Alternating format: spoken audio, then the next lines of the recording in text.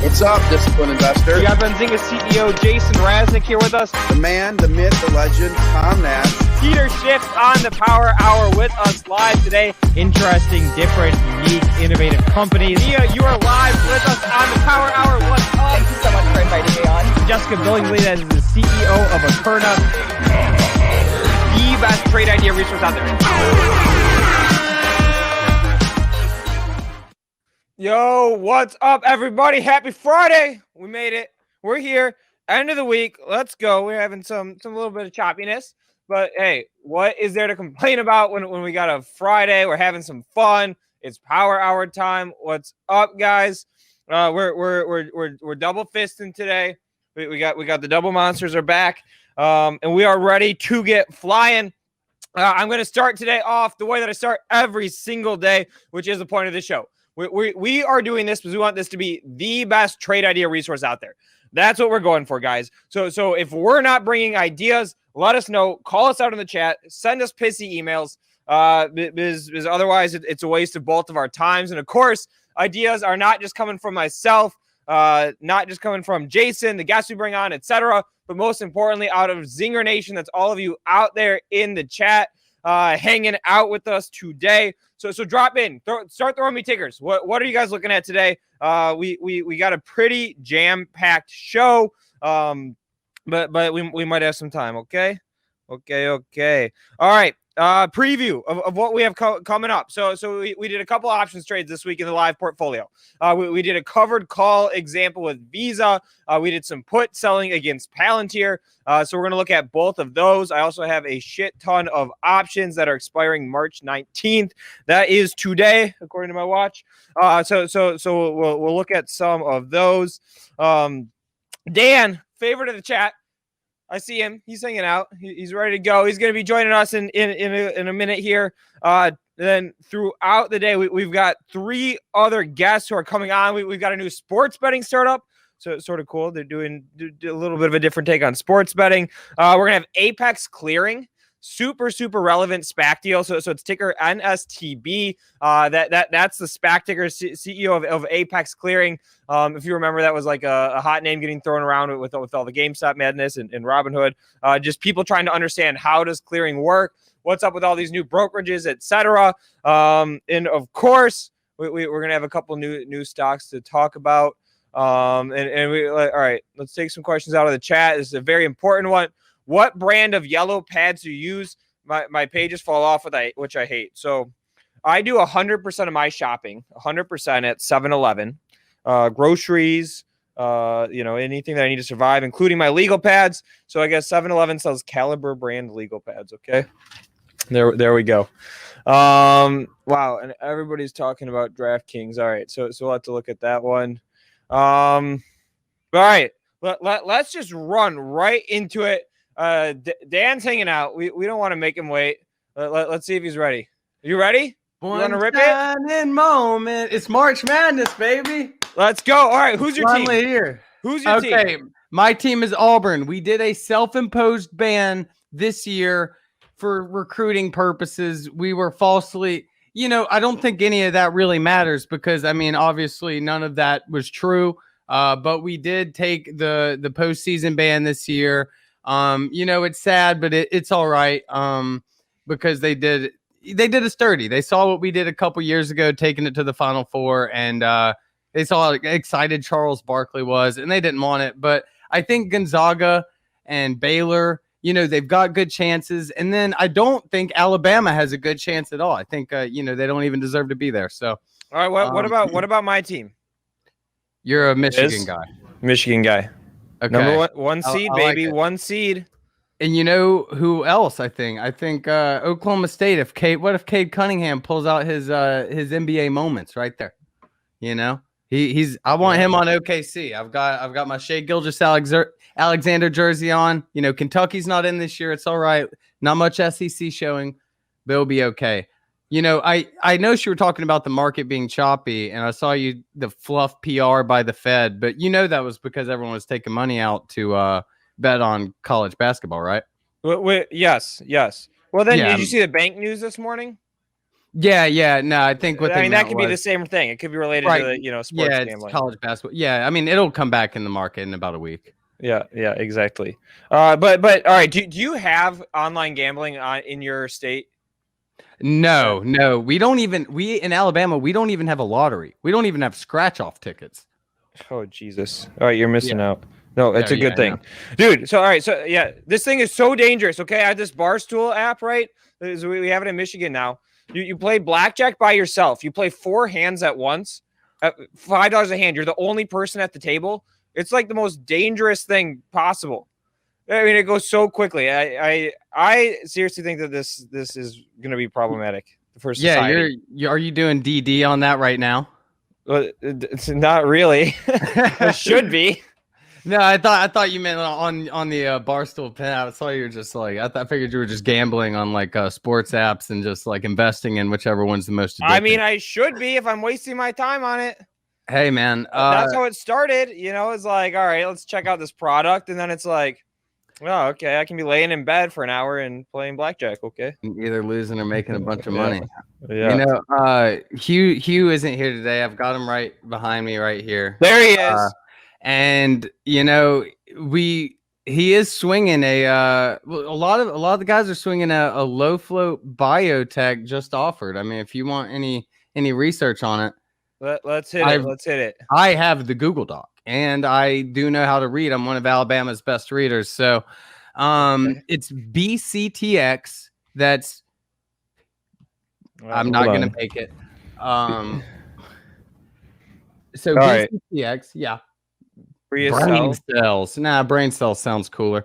So it has a float of 4.6 million after the offering. It's ready for liftoff. 4 catalysts in 2021. Working with Merck, recent offering and raised cash for trials. Market cap around 10 million, float 4.6 million. You want me to hear some catalysts real quick? Q2 2021, Bria OTS FDA authorization, first patient dose. Q3 21, Bria OTS pre-registration study data. In the float on this thing, you could accidentally add an extra 0 to your shares and have 10% of that thing and have to send a 13G in. Yeah, I was going to say you. I talked to a guy actually once, like an individual trader, right? Obviously, did decent size account, but he accidentally triggered a 13 filing, like on accident, because I think he had a ton of what was it? He was forced to buy I think a shit ton of shares with options. Like he might have sold puts or something like that. And he's like, shit, I own like 11% of the company right now. Yeah, I hopefully will never have to follow 13G. I feel like that's just an inconvenience that you'd have to go through. Yeah. But hey, it happens. But I know a lot of these guys are on it, and I think it does have some potential. I know a few people on Twitter mentioned it too. So this is really one of the only like longer term swings I'm in right now, just because I mentioned at the beginning of the week. A few weeks ago, it looked like it could be the start of something really bad, rebounded, and then the start of this week looked a little iffy too. Better safe than sorry. We like protecting our profits, Lukey. Yeah. So I'm way more conservative than I was 2 months ago with what I have in the account right now. Are you in the same place? Yeah, it started for me back in August and September of last year. You know how it got really choppy for the small caps. And I personally just wasn't going to let that happen again. I said to myself, I'm not going to get stuck in a downtrend. We're at the beginning of every week. I'm like, I should just sell this here. And I'm like, nah, how much lower could it go? Then on Friday, I'm like, oh, crap. I should have totally just sold everything there. So better safe than sorry. And we have one of these jobs where we can take off whenever we want, man. Well, I mean, you can't. Benzinga's got you working your ass off. I know. Yeah. but hey, I mean, this is just the fun part of my day. My actual job. I don't know if we ever talked about it. I don't even know if I ever talked about it on the show. I'm like the ops guy, right, at Benzinga. So like I've got to do all the hiring and goal setting and all the forecasting and that sort of thing. And this is just like my hobby. This is like my lunch break I get to take, which is awesome. But all right, so going back to this Bria cell again, guys. If you're just joining, tickers BCTX, Bravo, Charlie, Tango, X-Ray. So they're through it. They just did the offering. It sounds like correct. So they have cash. That risk is gone. And then basically what you're waiting on is you've got 4 FDA-ish or data type catalyst coming up in 2021 through quarter 2 and quarter 3. And I think, hey man, if this wants to do something like I've added like just 2,000 to 3,000 shares at a time. I'm like, good Lord, I just shot this thing. So if this thing gets some good news, man, I can't imagine what planet it's going to, but I like to imagine Saturn or somewhere. All right, and I want to test something. BCTX. All right, check the. Okay, it's not there yet. All right, check out what I'm going to be working on this weekend. This is like my main project. Is I'm making an FDA calendar for the site. And so there will be a couple things. One is there's going to be a historical tab where you can look back by ticker or by stage type and see what all these companies have put out and announced and like what drug changes they have. And then we're gonna have another tab that has all the upcoming dates, right? So like we've got like some data. Q is gonna love this website. Yeah, so like check this out. Like AbbVie, we know they're Rinvoq. They have a extension. I don't know, some shit that's happening in Q2, right? That's a really good idea. I like this a lot. I mean, I'm not huge into like browsing FDA stuff, but I mean, there's so many people that just that's all they do, you know? Yeah, I think this is gonna kill it. Okay, so here's why I'm bringing this up. Okay. I'm not a huge FDA person either. So Right. I'm trying to go through this data. I spent like 2 hours last night trying to like parse through data to understand what means what, and I need help. So if anybody out there is like a major FDA biotech nut, powerhour@benzinga.com. I need you to email me because I need help this weekend. I'll get in touch with my bio nerds and I'll have them reach out to you. Maybe even the scientists, Luke. I'll see anything for you, man. If you have one, I mean, I would seriously appreciate it because we want this to be like a super useful tool. Like we can put it out as it is now because it has shit there. But like I know this is not like to the stage where it's going to be super helpful for people, and that's why I need help on it. So I'm going to be trying to just make a ton of phone calls and get some feedback this weekend. So yeah, if you have people, I'd appreciate it. I definitely will, man. I really like the idea. I think that'll be super helpful, and it puts it all in a real concise thing. And yeah, you can filter it by tickers, and that's awesome. I like that a lot. I can definitely help you out. I know you said you had a big show today, huh? Yeah, man. What else you guys got coming? So you know Apex Clearing. Mm-hmm. That one, the SPAC deal. So we're gonna have the CEO of Apex on. Interesting for several reasons, right? One is the business that they're in, right? Like helping to explain, you know, how clearing works, where they fit into the process, you know, and that sort of thing. And then two, you've got a pre-merger SPAC that's trading at par value, right? Merger announced, you know, deal not done, still sitting at right around $10. Super recurring revenue business. But what were you gonna say? What do you think about I've had this idea I've mentioned for a while. After a SPAC gets the pop after the merger, some puts for a couple weeks. I mean, after they merge, don't you notice a little drop? That I mean, we were both on CCIV. We were both haters on it. My timing wasn't right. I don't know if yours was. Don't say it. Don't say it, dude. Oh, they're gonna murder us. I already did. Hey, I don't care. CCIV lucid. Yeah. No, but it was crazy. I mean, I had some puts. I made money off them, and you know, it was one of those things. I just thought it was overvalued at the time. I think that's what we mentioned, and we stopped kind of showing that sentiment whenever people like bullied us out of it. So I was like, okay, well, if y'all want to stay in it. I won't talk about it anymore. Yeah. No, I hear you. Can I hit you with some other tickers? Yeah, hit me. All right. Vissel. I don't know if you were ever on the Vissel train. I know Hugh was. Hugh was big. Last time I was really big in Vissel. I used to play it a lot as a sympathy to UAVS. I mean, you saw it hit above 4 just yesterday again. Yesterday it had a news pop. Yeah, so I mean, I know Hugh likes it a lot, and he has these longer term ones and so I think it's still in one of those places. I definitely would trim some above 4 yesterday, but yeah, no, I'm not in any. Like I said, I'm only swinging like a very few amount of things because it doesn't look like my type of market. Okay, I hear you. What? All right, next one, HIMS. This is one you talked to the CEO. I haven't talked to them, or we haven't had him on here. I really like this brand as a sexy telemedicine play, right? Go ahead. Yeah. I like the idea of it. It's one of those that I'm like, okay, a lot of the specs you have to look up, and once they come out, obviously there are different ones. UWM, you already know about it, but it's like car lots before I became car lots, before I was investing, I had no idea, that was a thing, unless you were in like North Carolina or something like that. Yep. But like Hims, and they have such a smart way of advertising, especially in this day and age, with going through like influencers and going through Barstool podcasts and just going through all like things like that and promoting through that way. So I think through long-term growth, like this is one. I mean, you see, like if I'm thinking about getting boner pills on the internet, it's either Hims and Hers or Roman, Those would be the two that I know. like a Chinese site for 5 cents each. Yeah, and I don't want anything falling off down there. Yeah. So I mean, Hims and Hers would be, the one I trusted. The thing that I think is interesting about it though is like the whole telemedicine play, right? Like I think COVID kicked it into high gear, and there's so many of these non-sexy brands.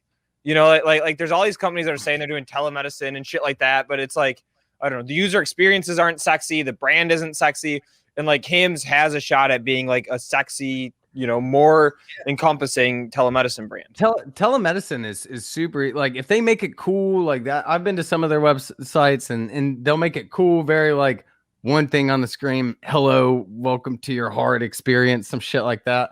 And they make it like very friendly for the age of people, that because no like 28-year-old or 30-year-old wants to go to the doctor and be like, hey man, I'm having some issues. So it's like, hey, on the phone, a doctor's not gonna not believe you, and it's just like that, and just right there you got it. And I think like for the future, especially like you said, COVID, like my mom works at a hospital, I still can't even go visit her at work right now because like if you don't Yep. So I do think telemedicine has a long way to go, and like a lot of the specs, I think it's more of a longer swing. I think it's definitely a longer one. And Jason's here. What's up? Welcome. What's up? Do we talk Vissel at all yet? Yep, we did a little bit. The Vissel King isn't here. He's in our hearts, right? Are you guys mad I sold a little bit? No, I personally, I'm welcome to hell where you're welcome to sell. Jay-Z said that, and I believe it. I personally don't care if anyone sells any stock. If you want to sell it, I'm not a big diamond hands guy. I'm a risk management guy. All right. Yeah, because I went hardcore. I was buying on the show. I bought like hundreds of thousands of stock each day this week, and then the past couple of days I sold some stuff off because hey, wait, I'm up today. What's going on? Oh, we got some Nasdaq. I did sell some stuff, maybe a little too. Let's see what's moving. Okay, so we got some Tesla coming back a little bit, but this is what happened today. So, oh yeah, HOFV. Do you guys know that one? I know. Yeah, I have a very racy anagram for it. Really? Okay, say it. Hall of Fame vagina. Okay. All right. I told you it was racy, dude. You asked for it. I did ask. You asked for it, Luke. He delivered. Will you get focused, Luke? Okay, listen to this. Jesus so Christ. Look at this. We got Voyager up. We got Upward up. What is going on now? Why are we getting that weird music? So let's see how Raznick, which is me, fucked up today. Okay, let's see what I sold. Hall of Fame right now, guys. I have the chart up. This is here's a 2-day chart. Popping on NFT play. Yeah. Wait, let's go back to that interview. We asked them about that. Oh shit, this is an exclusive Benzinga thing. I still own that, baby. Don't call me a hater on that one. What are you talking about? Yeah, and all right, wait. Check this out, Jason. Stock's up, right? You brought up 30%. Yeah. We had a comment from the company saying that they're exploring NFTs. Pretty sweet. Let's go. And you're seeing a lot of those Twitter guys. A lot of those Twitter guys are all on it right now too. I think. So why don't we write a story on that right now? I'm sure that we have a story en route. En route? I mean, get it out. Like we need to cover you. We need to cover these guys. Like we need to cover the stuff. Like I mean, we're gonna look at this. Like we just need to make stuff happen here, Luke. All right, we just need to make stuff happen. But Dan, what you have any other I swingers? know, but why won't Hugh show up? That's what I want to know. He had a doctor's appointment this morning, so obviously I did keep him right here. He's safe. As you can see, he doesn't look happy. He's had the same facial expression. Okay, so Dan, question. Hit me. I've been buying. Okay. Which is kind of annoying, but I mean, honestly, you see the progression of people coming back in. I mean, I was heading to Florida for a concert, and I saw the amount of people heading down for in the chat saying it's frozen for spring break. You know, there were tons of people. I think I'm throwing a festival in Miami.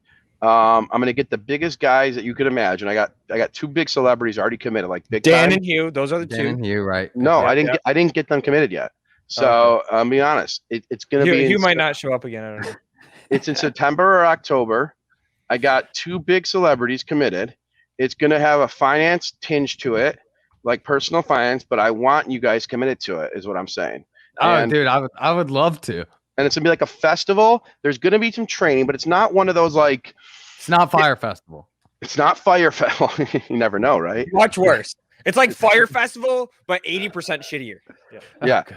Oh, No, I literally like this morning got commitments from some people that are crazy, and so I don't know. Like I haven't committed to the thing, but yeah, that's the story. So, where is your crew today? My crew. Yeah, all the freaking.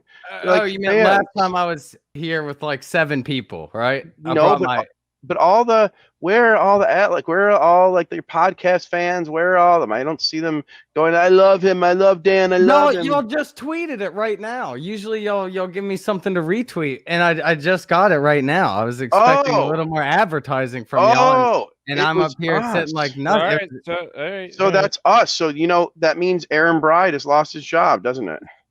No, that one's me. I didn't say it. Okay, so do you know what we have coming on today? I'll give you CEOs of some of the All right, see if you can. Okay, you blew it. Oh yeah, I was gonna read his mind. Yeah. Him CEO. Nope. Apex CEO. Sorry, I got my brain was. We know what you're thinking about. You're smart. How did you know that? You're a fucking genius. It was because Luke was talking about Apex Legends or something earlier. It was like a video game, and I was trying to talk about stocks, and all I wanted to talk about was Apex Legends. So there could be a lot of stock movements and volatility from our show, because when we bring on these CEOs, stuff usually happens. See, one of the reasons it does, everyone just has CNBC turned on in the background, right? Not everyone knows where to go find us yet. We have some deals in the works, but not everyone knows where to go find us. And so Alpha is created. If you give the example of what Luke just mentioned and alluded to, is that stock, what was the one with the NFT thing, Luke? HOFV. Benzinga Pro, baby. Oh, yeah, I should know. Story. I should know. He's looking at NFTs, 35%. I should know it because what Dan just said. And so, so I own that. I own that stock like in size, and it's because of our show that I own it. And so people now are buying it today, but if they would have listened to our show 2 days ago, they're making 50%. So that's the part that drives me up a wall. Like we'll have stuff that will break from our interviews that are coming up today, and people will, they'll turn on their CNBC and that's not where the good news is. Benzinga's where you're getting the real stuff. I mean, you guys aren't afraid to ask the real questions. Yeah, and I follow up with the questions. Like I did Kevin O'Leary yesterday, and he didn't answer a couple questions people wanted me to follow up on. So I'm like, wait, there was a guy, he was on, he has a public company called Car Parts, and not a lot of people heard of it, and so they want to know how is he going to market it this year, and he didn't answer the first time. So then so Kevin O'Leary answered his question. Forget that was a mistake. The Car Parts guy, and then I asked again, and he answered it, and he was a great guest. And that's what and that's what the community is, Zinger Nation. Hugh and Dan, we bring you guys all in. We get the questions you want. And remember that interview you guys did with Luke? Well, you guys really did it. Who was that with, Luke? Which one? The Vissel one? Yes. Like that was so good. That was with so Tommy? good. That was so good, man. I know the stock didn't go the way we wanted it to go. The most fun day was when everybody just came on the stream at once. Yeah, I was on shrooms. So you're a MindMed investor? Yeah. I actually am. I've been in MINE since 0.0001 for a whole year. From the triple zeros, and I saw it hit 1.5 cents. I've been in it the whole time because it was just like I had 320,000 shares from whenever my account was like $1,000, and it was just like $32. I was like, well, I'd be spending $7 to sell it. Might as well just hold it. And it's gone up like 10,000%. So yeah, reasonable. Got it. Yeah. So you don't. But did you say you sold it or you did not sell it now? No, I sold it around like 1 cent. Bought some back at like half a cent. It's just kind of like. It's more of like a joke to me. Like, why not? If mushrooms do end up curing something, I want to be in that from triple zeros. Mm-hmm. I hear you. I mean, mental health. At the very worst, it helps with like your live stream. By the way, that's the wrong. Mine is a different stock. We're talking MindMed. MN. Oh, yeah, okay. Yeah. Oh, you're talking about RMed, RMED. I'm thinking of Minerco. No. I'm not. I'm talking about MindMed. Come on. Here, I got you. MMEDF. Oh, what the heck is going on with my computer? That one, yeah. Mind. Yeah. Oh, mind. I thought you said mine. Okay. Yeah. Common misconception here. I just take them. I don't invest in them. Yeah. I ingest. I don't invest. Luke, am I able to buy a stock of a guest coming on When's the guest coming on? today? I would wait. You'd wait?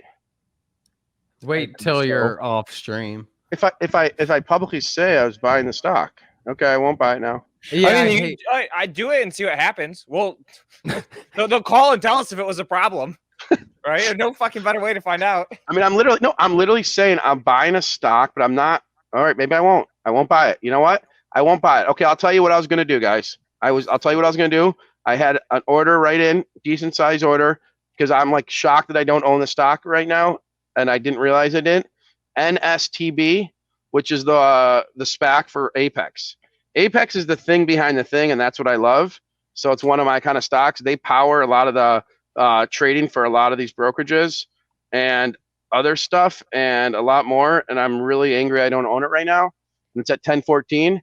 I was about to buy, I don't know, 1,500, 2,000. The recurring revenue on that business is insane, right? But think about it. If you establish a brokerage, right, and you have all the pipes going to do literally millions and millions and millions of orders, do you want to rip that out and go build your own infrastructure, or for something that's not even differentiative, right? There's no differentiation, right? It doesn't help you obtain more customers, or going to another provider, right?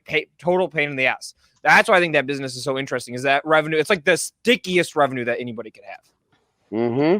Absolutely. And there's more to it, man. There's more. I think that's not even on the. I think there's more to it too, but we'll do it for the interview because I don't want to say if I can't.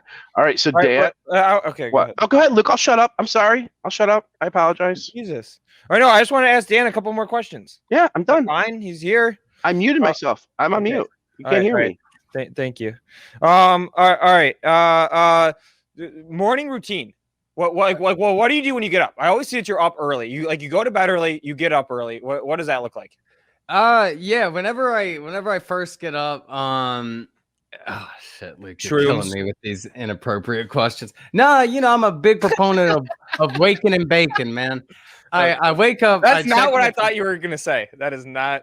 Well, let the imagination go to what I was thinking, but okay. Oh God, Luke.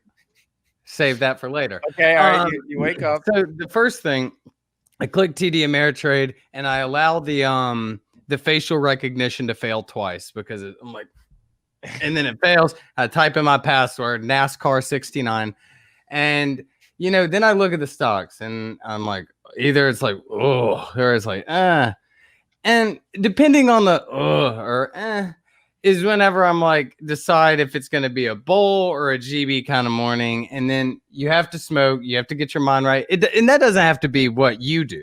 You could drink water, you could do yoga, you could. I'm not energy drinks all day. Energy drink. Monster. Is that Monster? Yeah, because they're out of the freaking bangs in the store next door. So two of these is one bang. And then I'm always up around 6 a.m., probably 3 hours after the market opens. You know what I mean?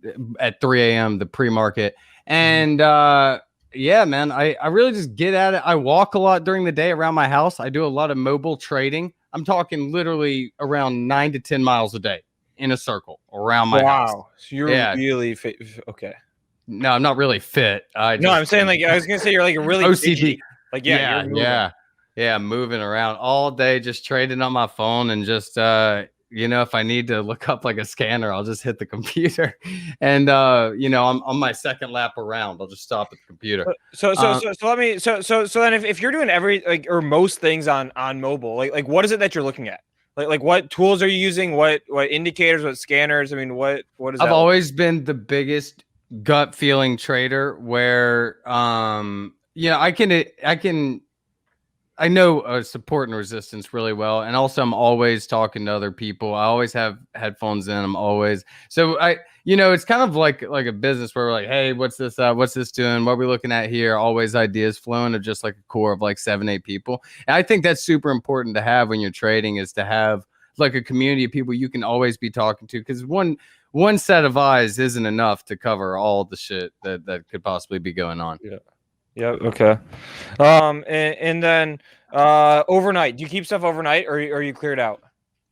Like with the BCTX thing, I'll hold it like overnight, but a lot of things but at the end of the day, I used to hold just about everything overnight. And it just, like I said, after that August and September, I mean, there were just too many mornings where waking up was less like, and more like, no, why? What am I eating? And yeah, so I don't like, especially in sketchy looking markets. Big risk management. So there you go. All right, Jason, you can go back to it. I wanted to ask some new questions, right? Every time that Dan comes on, we spend half the time having fun, and we spend half the time talking about swing trades. And I was like, you know what? Today I'm going to ask like some different questions, like some more educationally type questions. So I wanted to get them out. Edgy. Yes, educational. There it is, baby. All right. What else, Jason? I don't know. You can unmute yourself. You made him mad. He don't want to talk. That's now. Fine. We take him off the stream. See, look at. Sorry, Jason.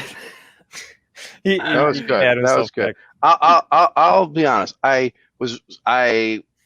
Yes, I got quiet, but then I opened Twitter because I'm going to tweet the people coming on and whatever, because I didn't tweet yet that I'm going to be on. And so as I go to Twitter, a guy posts his letter responding to my grandfather looking for his family after the Holocaust. My mother just found. Okay.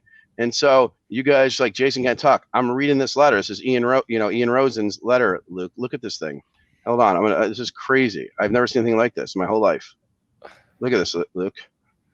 Okay. Can you show the other letter after this 1 minute on the other letter that we got? But okay. Yeah, I can do that too. I got you. I'm going to show the next letter in a second too. I got your letter. Okay, basically it says the whole family was arrested by the Germans, transferred to the Marines, deported. They have never come back. The whereabouts of their death is unknown, probably in the vicinity of this one. I mean, how sad. Unfortunately, I have but little to tell you about your family. I got your letter. I don't, this person's asking like about their family. And oh yeah, because it's 1950. Oh shit. Yeah, it's a few years after, huh? Isn't this crazy? Yeah, that is nuts.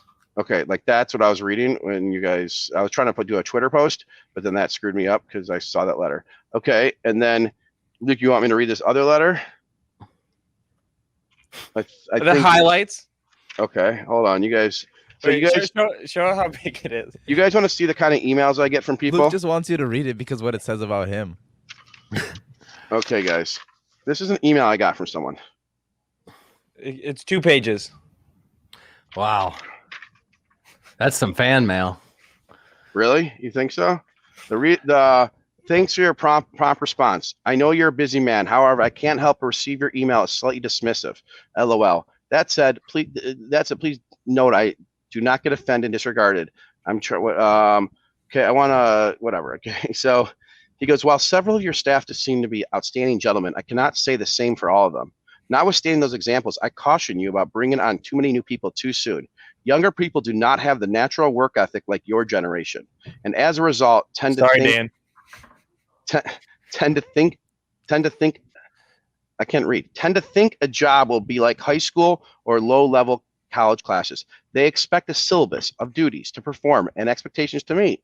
kind of true. This often leads them to struggling to envision independent criteria of success, as well as whatever. Spencer, I'm not going to say the rest. Spencer has changed a lot. I wouldn't say his things have dropped, but they definitely are. I can't go. I have to skip. Luke is a young, but I see him a great man in him. He has a young, big, blank energy, but is still humble, which is rare, as that drive usually comes with a heavy layer of hubris or entitlement, so often afflicting younger men today, which I sometimes agree. I think you have mentored him Dan, so well. I bet you get crazy messages too.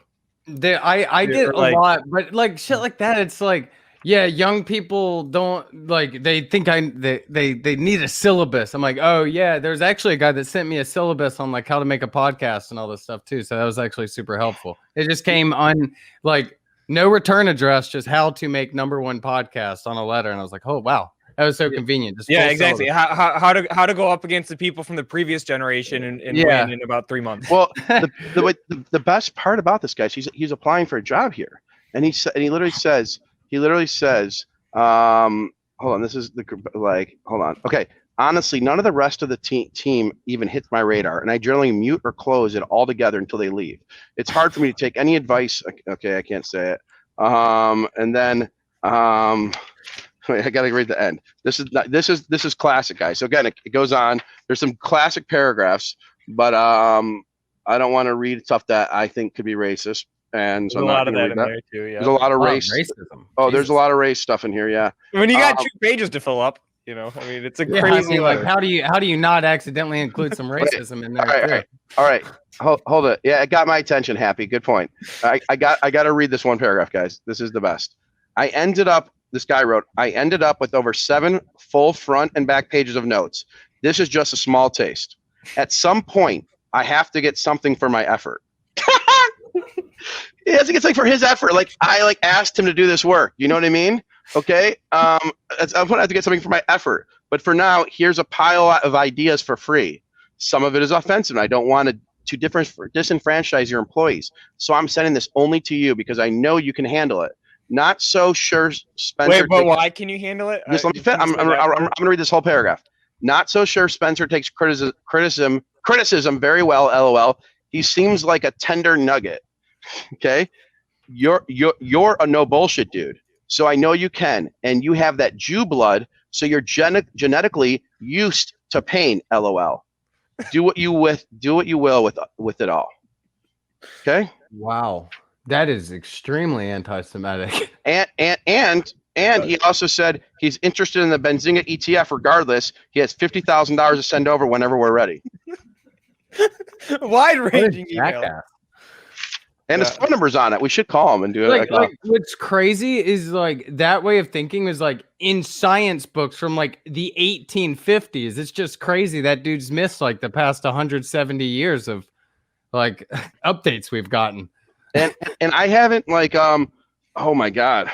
Sorry, but I can't. Sorry. Oh my. There's a lot of it you can't read. I can't read. It's like something about a Middle Eastern comment. Like I can't read it.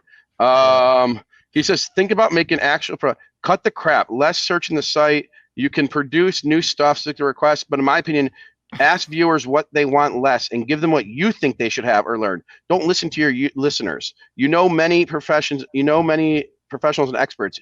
You are one yourself. Don't ask noobs or house cat gingers from the chat what they want to see, at least not predominantly. You're a leader of industry, so lead. People want to know what you know, not what they think they want to know. Again, Jason.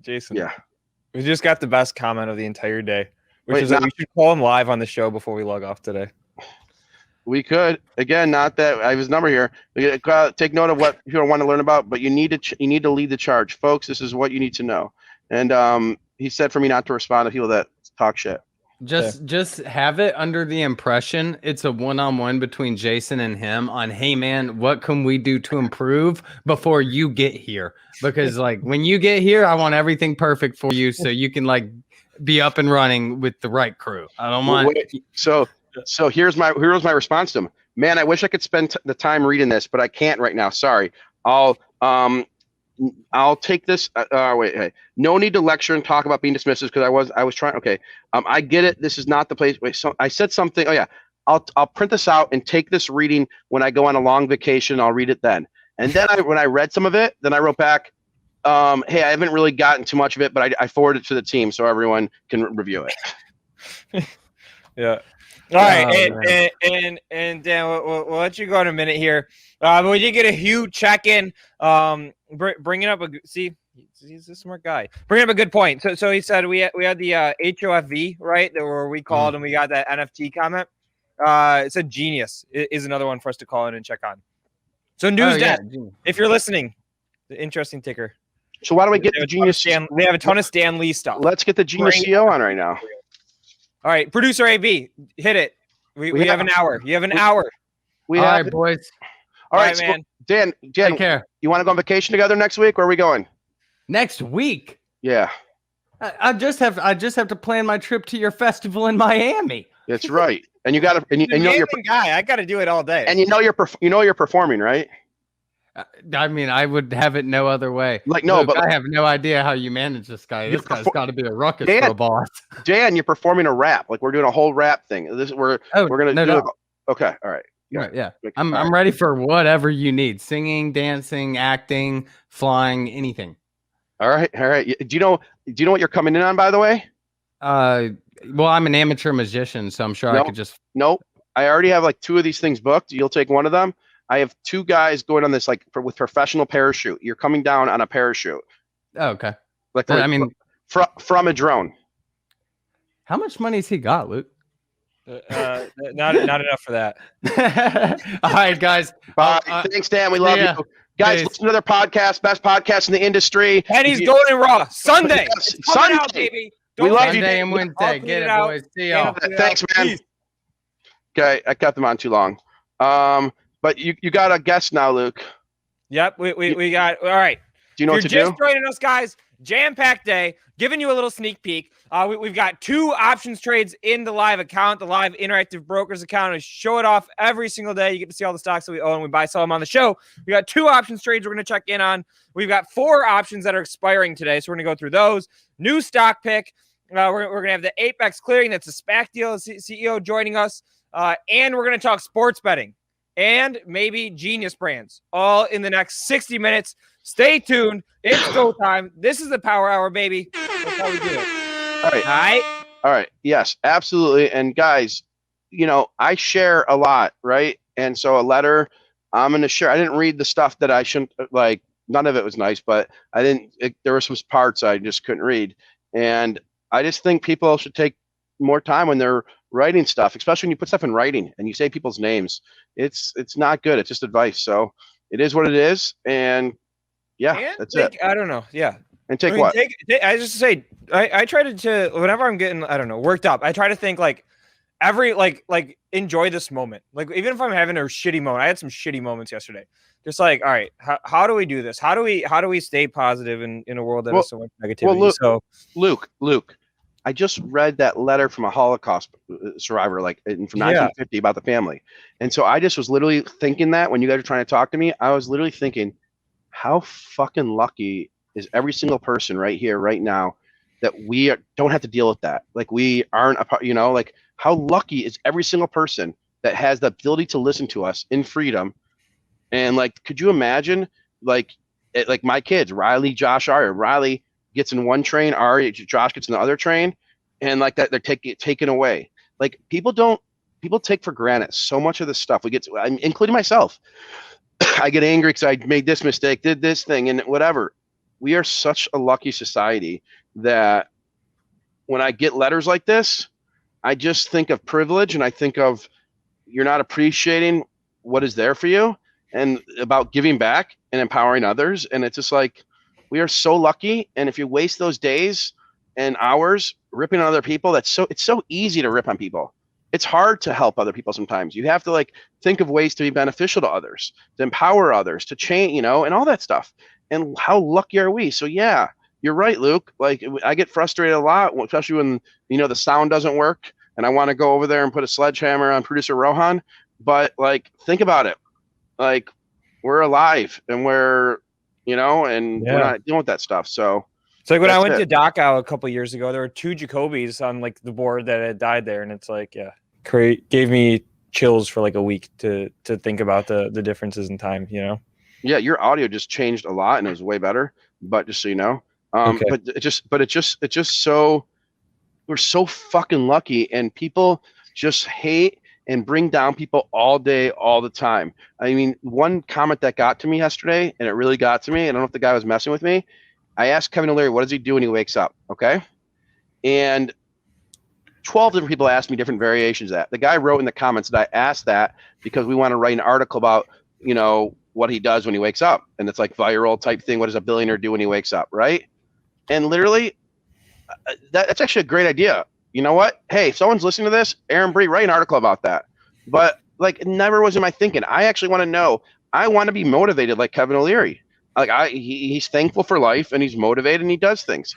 I want some of that. And so I'm asking for my own curiosity. And that guy just pissed me off when he wrote that. Maybe he's trying to get to me, but he got to me. So that's it. No, okay. So now we have guests. Should I do the muse? We have guests. So we, again, guys, if you're just tuning in, we got 2 options trades we're checking in on, 4 options expiring, 1 new stock pick, 3 interviews, 60 minutes. Let's hit it. And we're going to roll our special video.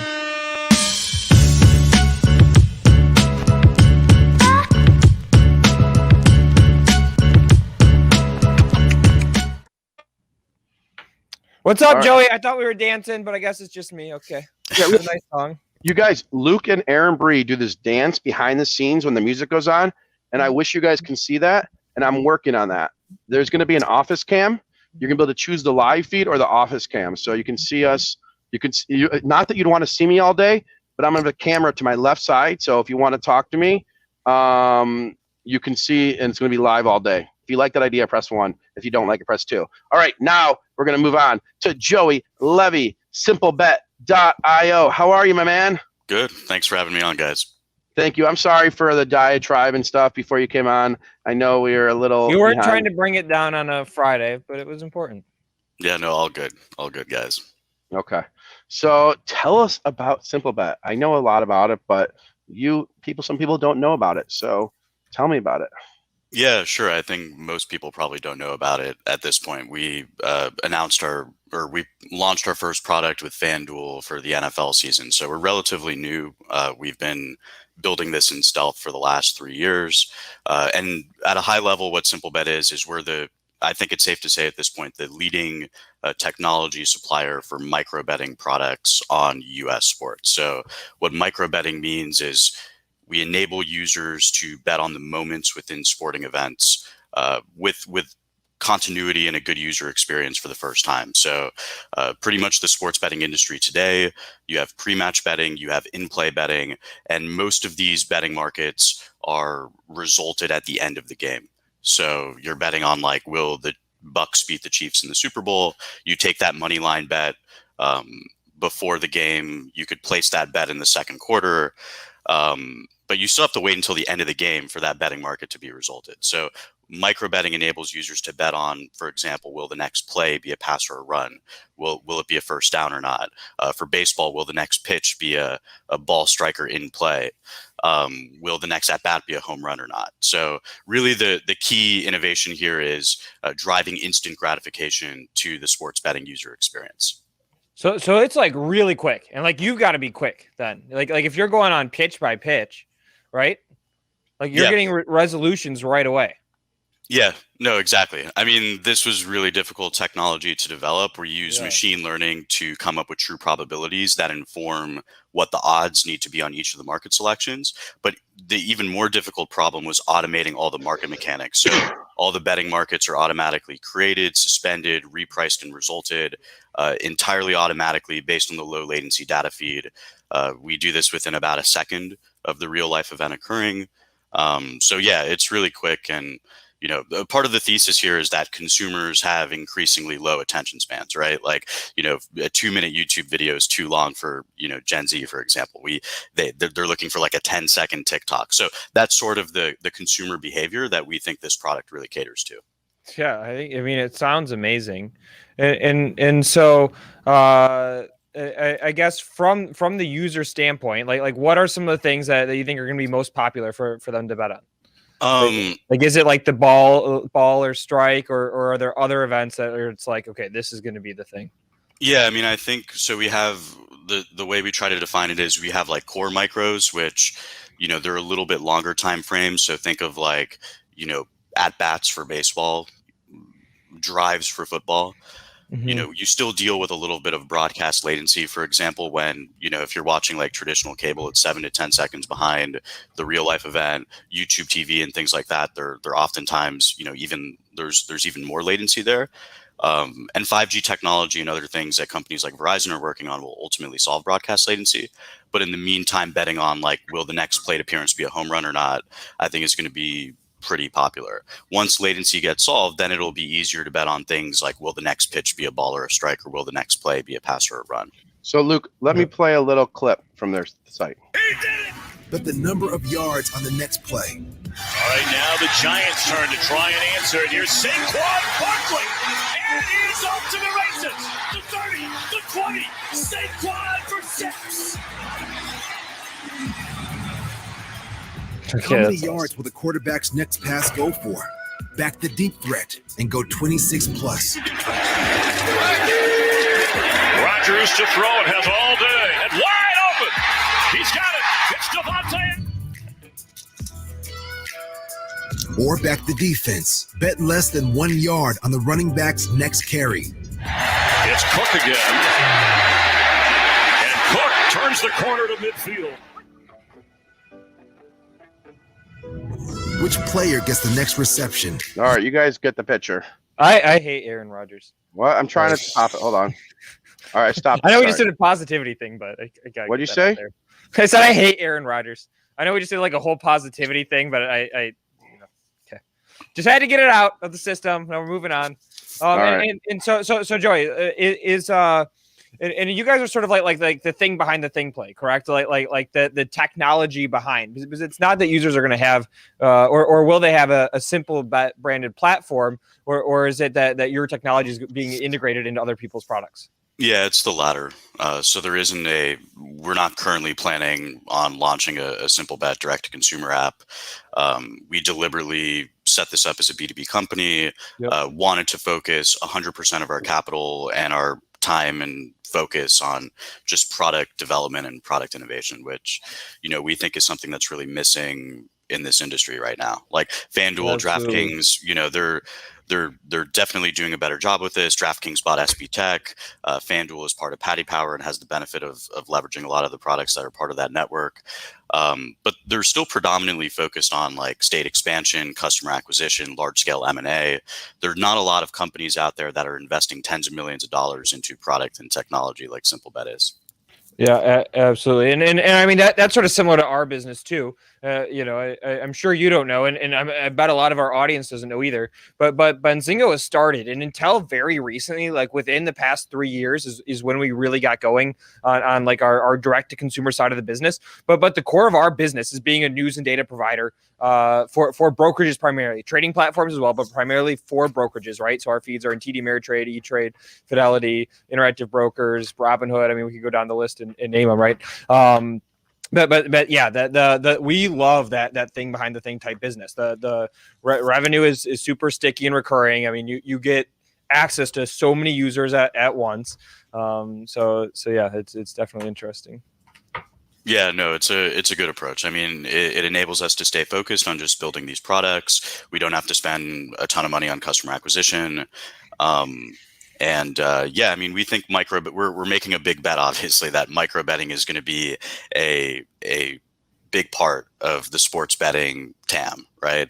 And we think, and our objective here is just to make micro betting ubiquitous across the U.S. sports betting landscape. So we're off to a pretty solid start. And I personally think micro betting is going to be the predominant way people bet on sports in America, just because I think users have low attention spans and they want to be able to place bets and know right away whether or not they won or lost. It makes it fun. The only reason that I play fantasy football is so that way I'll actually care about the NFL.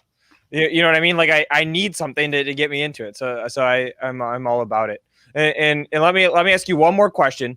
What's the one thing you're most excited about? If you had to name one thing that's most exciting for you, either for the industry or SimpleBet, or even your weekend. But what what one thing you're most excited about? What is it? Yeah, so at SimpleBet, we're going to start putting out like a beta product of this thing we call scripts. So a micro bet, for example, is betting on whether the current at bat or an upcoming at bat is like a home run or not. Okay. But imagine a world where you could bet on, the next at bat will be a home run, but it'll be off the fourth pitch, off a curveball, going 80 to 84 miles per hour, traveling 400 to 405 feet into right field, and having the opportunity to consistently turn like $10 into $50,000 off of an experience like that. So that's kind of how we're thinking about the industry, sort of combining the excitement of a sports bet, the instant gratification of a slot machine, and the long odds of a lottery product. So really excited about the scripts product that we're working on, and we think it's going to be the main way people bet on sports in America 5 years from now. Awesome, man. Well, Joey, thanks for coming on with us. If people want to stay in touch, they want to follow your progress, what's the best way for them to do it? Follow us on Twitter, SimpleBet, at SimpleBetHQ. I'm at Joey S. Levy. Pretty much my Twitter feed is just SimpleBet related stuff. So yeah, follow us on there, and yeah. Boom. There we go. We have it. Air horns right there. Joey, thanks for coming on and hanging out with us, man. All right. Thanks for having me. All right. Take care. All right. I don't like to crack. Okay. There. It's gone. Okay. We're lagging with our banners a little bit today. Okay. There we go. All right, guys. There we have it. We're keeping this jam-packed day going. We've got our news team reaching out to the Genius brands. We got Jason Raznick looking electric today. Lightning bolt over his shoulder. Oh, and he's muted. Can't blame this one on producer Rohan. It's on his interface. Ready? Oh. All right, guys. All right. Also, I have to wait. I have something important. Okay. Come on. All right, I have something important. Okay, last week we had our young investor on. He didn't know who Martha Stewart is. We have a younger member of our news desk team. He's 21 years old. I asked him if he knew who Bob Barker was this morning because we keep playing this song that we're not supposed to play. He had never heard the name Bob Barker before. Okay. What the hell? That was my important thing. All right, look. All right. I'm very excited. We have an important guest. This guy is responsible. His company is responsible for driving a lot of the adoption and brokerage access for everyone, not just for a select few. What Apex has done over the years has changed the investing industry. I mean, a while ago, it was rumored that Jason, you have a producer Rohan with you in the room? Yes. Your video is black on YouTube. You're a black square. Come on, producer Rohan. I'll describe it for everybody in the audience. I'll describe it. He's got glasses on. He's wearing a gray shirt, lightning bolt over his shoulder. That's Jason Raznick. And while they're doing that, guys, I'm going to throw out two things for you. First things first, FDA calendar, guys. This is my big project over the weekend. This is not a live page on Benzinga.com, but I've been working really hard on getting an FDA resource up for everybody. If you are an FDA trader, investor, etc., let me know. I need help. So shoot me an email, powerhour@benzinga.com. I'd love to get Luke, am I good? Let me see. I think we're good. All right. So I'm not going to do any more pitching. He's been waiting long enough, but we'll talk about it during the interview. Long time coming interview. Let's get going.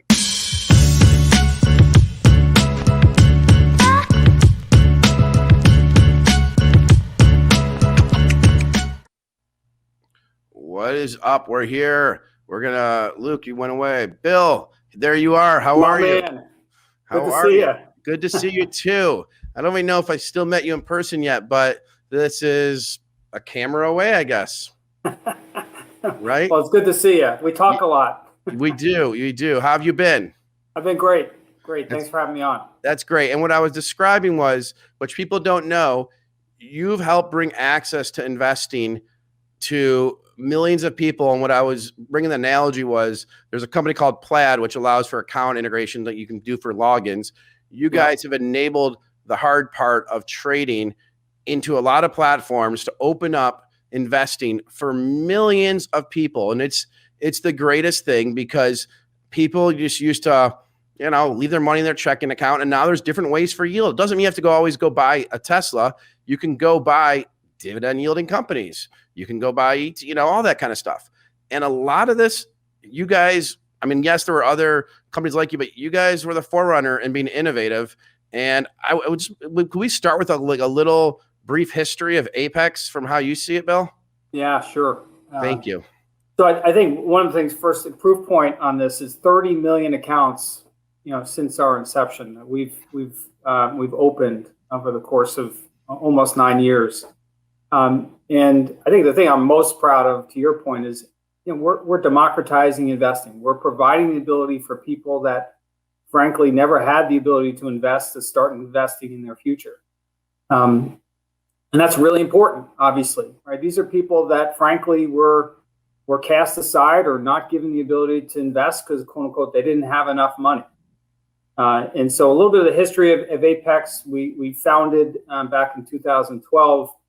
And at the core, in the beginning, it was, hey, how do you do custody and clearing different?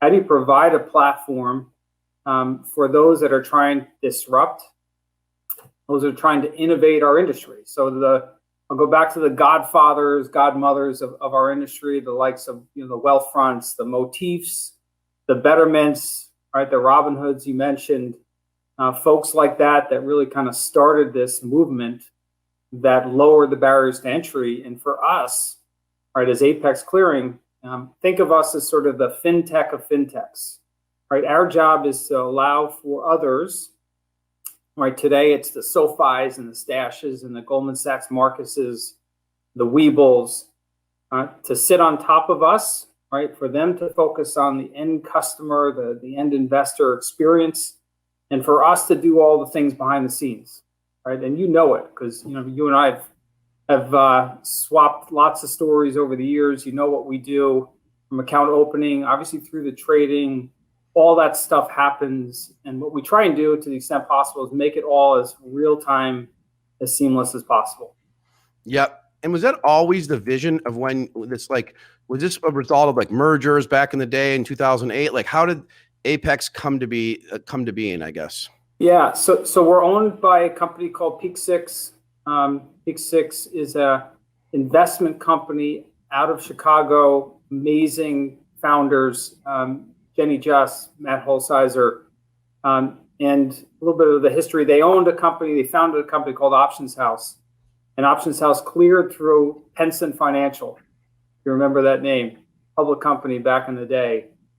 Penson Financial, frankly, didn't do a good job, right? Part of the challenge of being a custodian and doing what we do, you got to know how to manage collateral. You need to know how to manage treasury functions.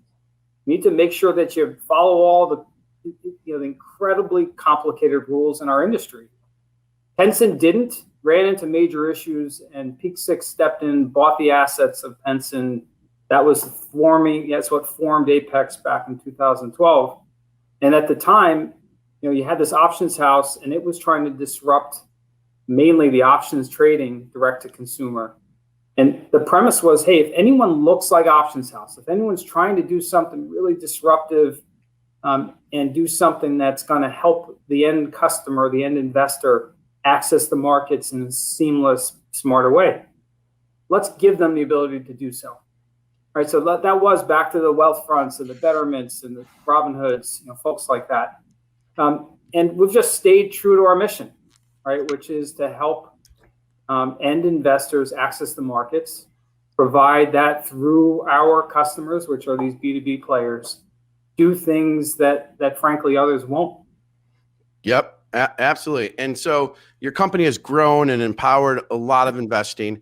One of the things that's latest and greatest, you guys decided to go public via a SPAC, NTSB. Producer Aaron, it should be up on the screen, but it's not. So put that up there. Thank you. There you go. NSTB. It's NSTB. I have it tattooed on my arm. NSTB.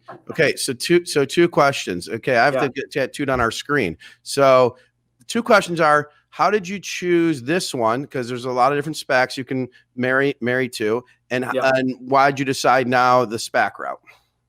Yeah, the first one's really simple. So the two sponsors within NSTB John Ledecky, Joanna Coles. John's done a number of SPACs, understands exactly the process. He's also, by the way, one of the co-owners of the Islanders. And the connection to Peak Six is that Matt Holsizer, Jenny Just used to be co-owners of a hockey team in the NHL. So they knew each other from the NHL.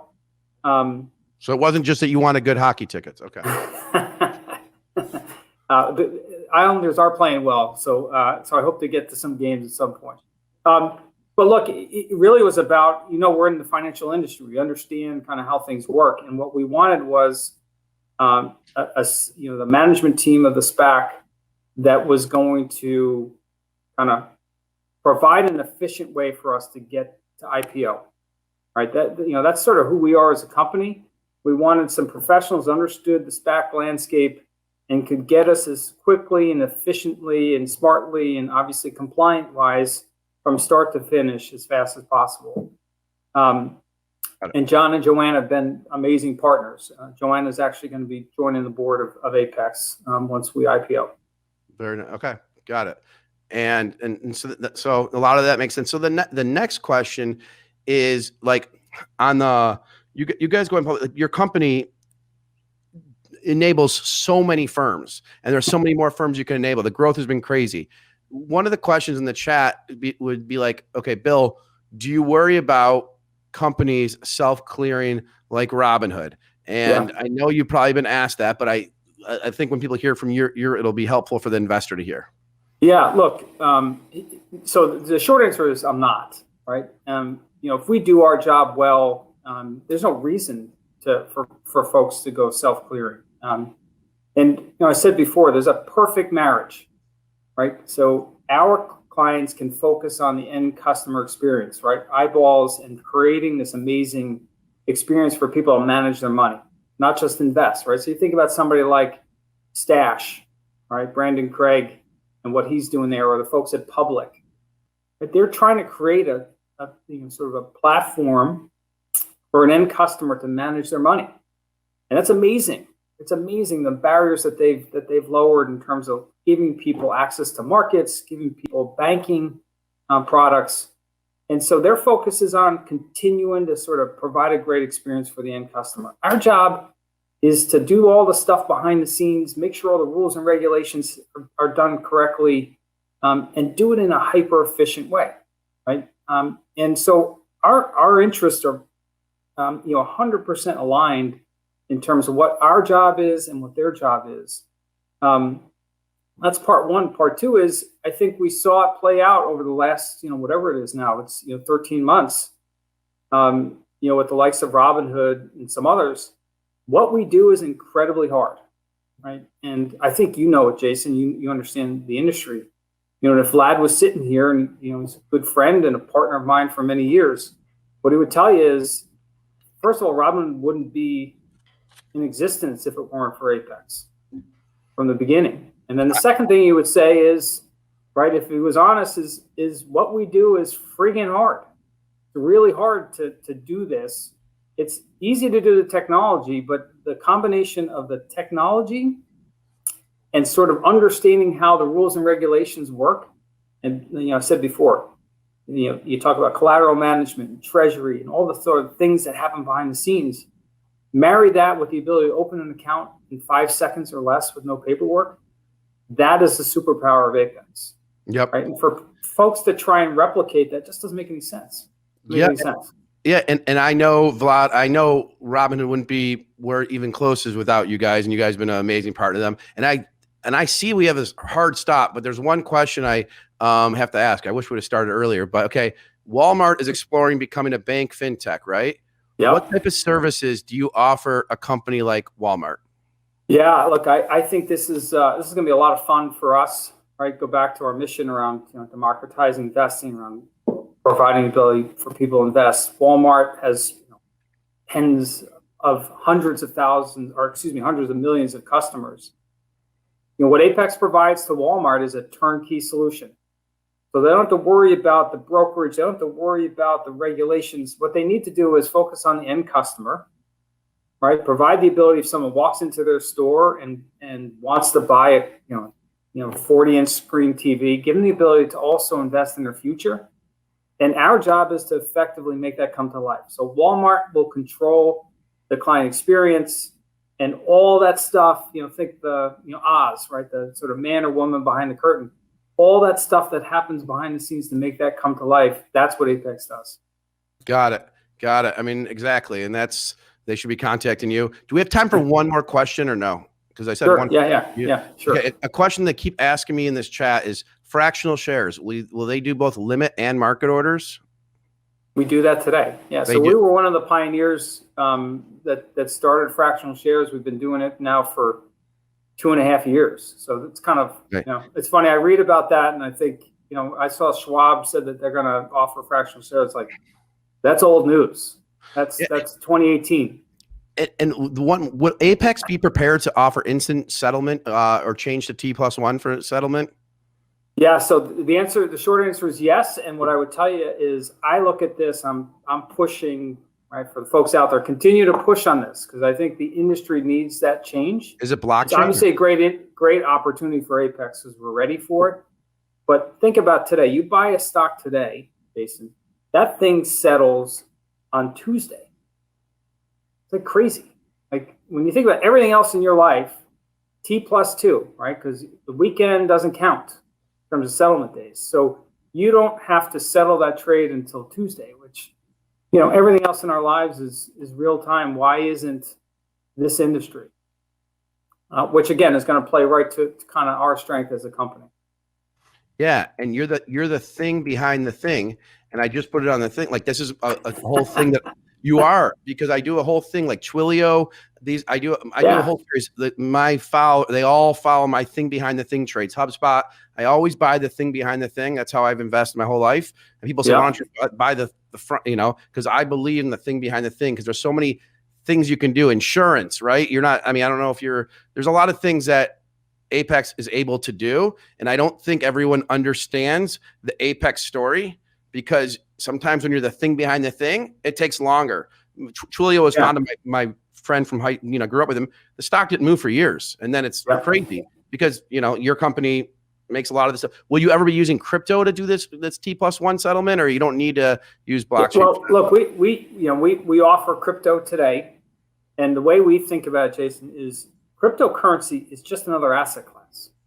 And the superpower for us and what we've been able to do is, like, you think about Coinbase, it's like, great, you can go on Coinbase and buy different currencies, but that's all you can do there, right? For Apex, it's like, it's a platform, for our customers to be able to offer equities, options, futures, fixed income, ETFs, or mutual funds, and cryptocurrency. Like, why should that be any different in terms of the platform for folks? It's actually unbelievable what you do. And like people, like I wish we had more time, because I think I can explain it, because I followed you guys for years and what you've done. And I know you're the Peak Six founders. I was at their party 8 years ago when it was like some 80s thing. And I don't even know if you were there, but you got to come back again. Hopefully we'll have it this year. Come back, Jason. Hopefully. So, and with the cash, when you raise, with this raise, what do you guys plan to do with it? Other than trying to buy Benzinga, which we're like a 9-digit, Okay. All right. We'll talk offline about that. Look, two things, simply. One is organic growth. We're going to continue, right? We want to double all, the number of developers within the company over the next 2 years.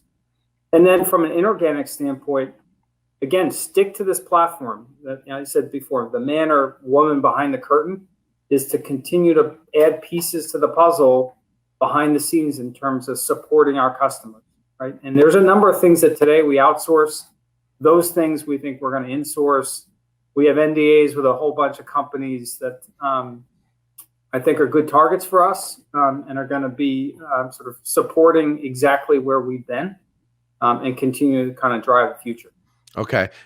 Bill, we appreciate you coming on and love to have you on more. Anytime. Because guys, all these questions that you're going to get mad that I didn't ask him, I'll put them together. We'll have our producer put them together. We'll send it to the company because they're good questions. And I think when you understand the Apex story a little more, you'll really get this company, because there's in the chat, there's some good questions. And I think when they understand the answers, people will, it's like no one got Amazon AWS when it started. Jim Cramer called me the biggest idiot ever when I said you should buy it when it was when they started AWS.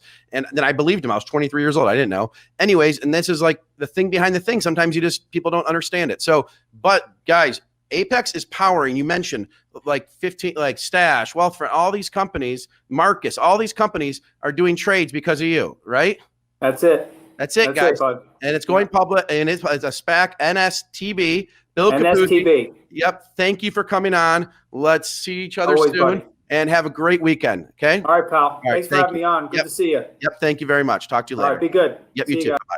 All right. So, guys, that's Bill Capuzzi, CEO of Apex. Guys, you know me. I say it like it is. This is a real deal company. Real deal thing behind the thing. Thing behind the thing. You know how I feel about these. You know my list of stocks, and you know my returns on my stocks. So I'm not telling you have to go out and buy the stock, okay? I'm not saying you have to go buy it. But what I am telling you is go research this one. Go look at it. And the questions you're asking, like I asked that one guy's question, they already do what you said. The fractional shares, market, and limit.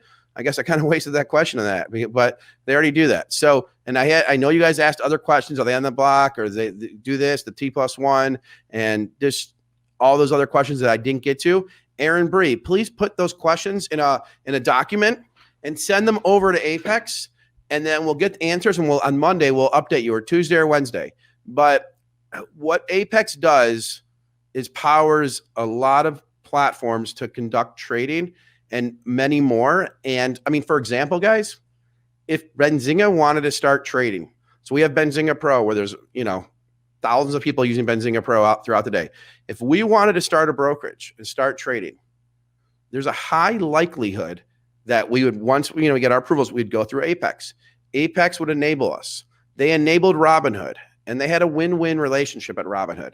It wasn't like, hey, Robinhood just left Apex. There was a win-win relationship. So I'm a believer in Apex, guys. I am, and I'll be there to answer more questions. I'll do more research for you and tell you what my feeling is long-term on the company and stock. And it's one I like. So I need my soundboard, but I don't have it on me. So actually I do have my soundboard. Hold on. Let me get a soundboard before we bring on the next guest. One soundboard. There it is. Okay. I got my soundboard. Here we go. So this is my opinion on Apex. Hold on.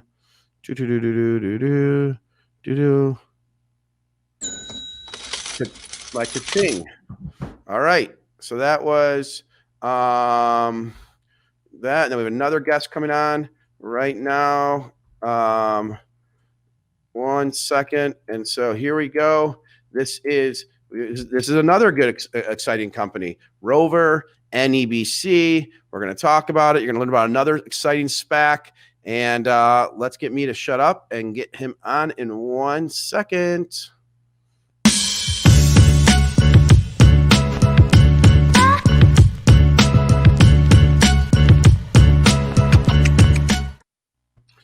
All right, so we're going to bring on Aaron Easterly. He's on. Someone clicked the button for me. That confused me. CEO of Rover. How are you? Good. How are you? Do you like your little music? I love it. Yeah, we have like all these little thingamajigs. I just have sometimes fun playing with them and clicking the different buttons. There's like a whole, Jim Cramer type soundboard, videos. It's a whole thing. So where are you? Where are you calling? Where are you today? Where are you guys located? I'm in Seattle, and our headquarters are in Seattle, but we also have offices in Barcelona and Spokane. Got it. All right. So what is the elevator pitch on Rover? So Rover is the answer to the question, what do I do with my pet when I leave town on holiday or going to work? Got it. Okay. So what do I do with my pet when I leave town or on holiday?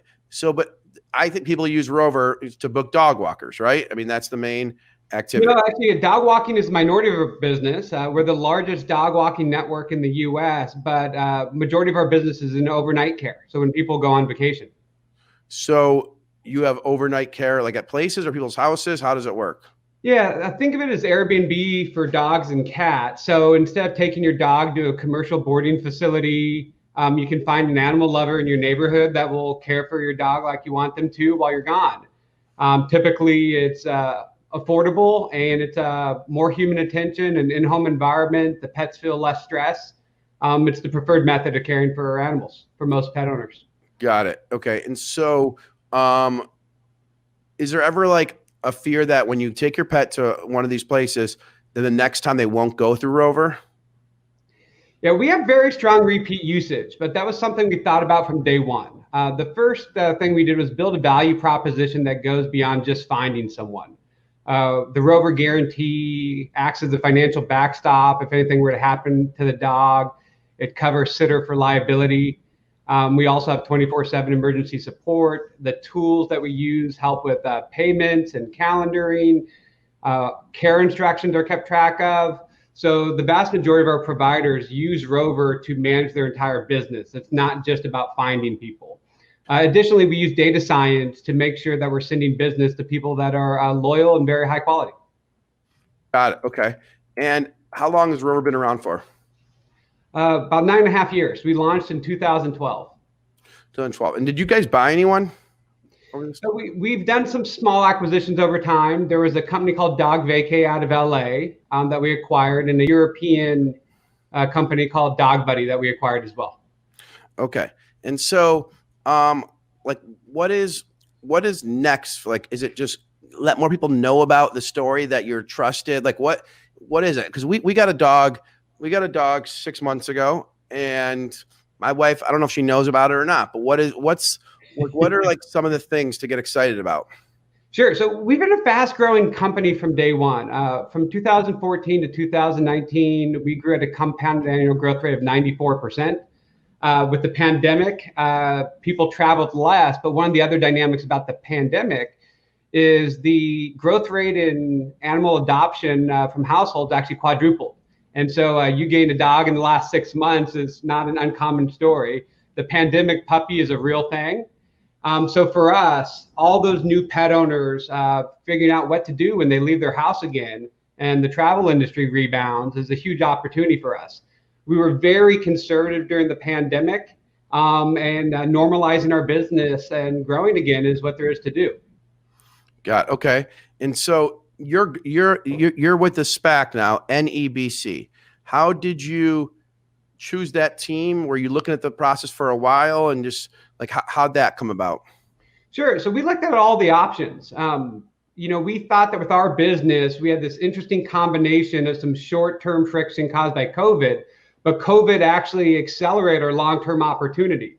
So it's a story that needs a little bit more detail to tell, and the SPAC allowed us to share more information with potential investors, which we viewed as nothing but a good thing. The team at NEBC is the True Win Capital Group.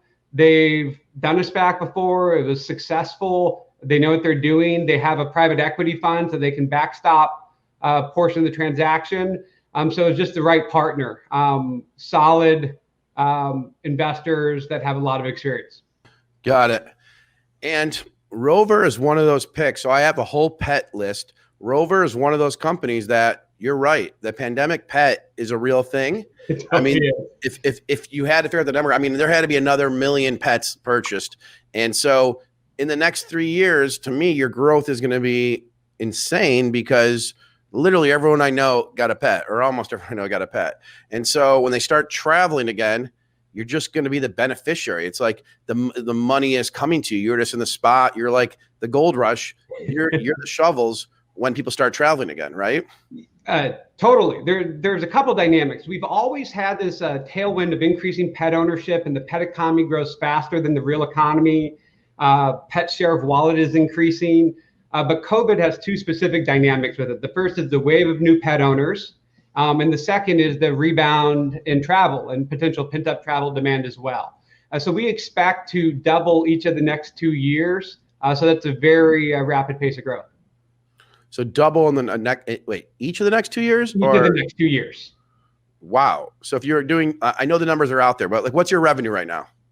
Last year in COVID, we were about just shy of 50 million net, about between 200 and 300 million gross sales.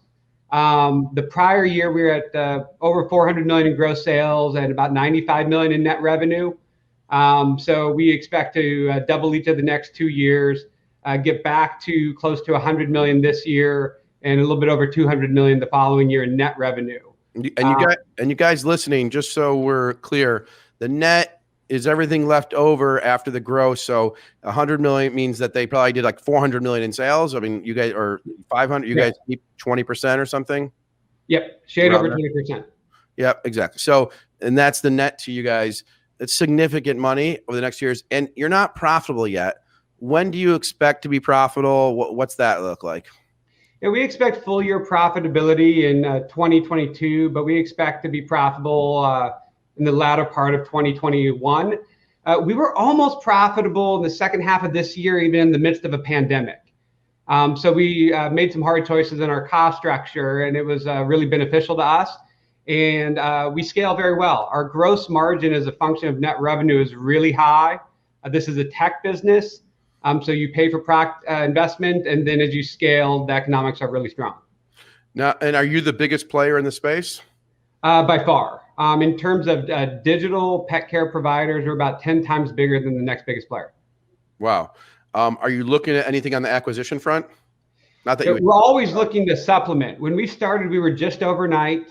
Then we rolled out our daytime services and quickly became the largest dog walking network in the country as well.